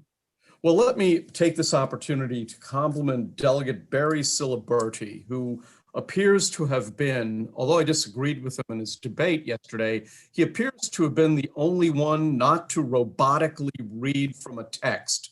And so I compliment you, Delegate Ciliberti. We tell them not to read all the time. Okay, no other announcements. With that, we're adjourned. See you tomorrow.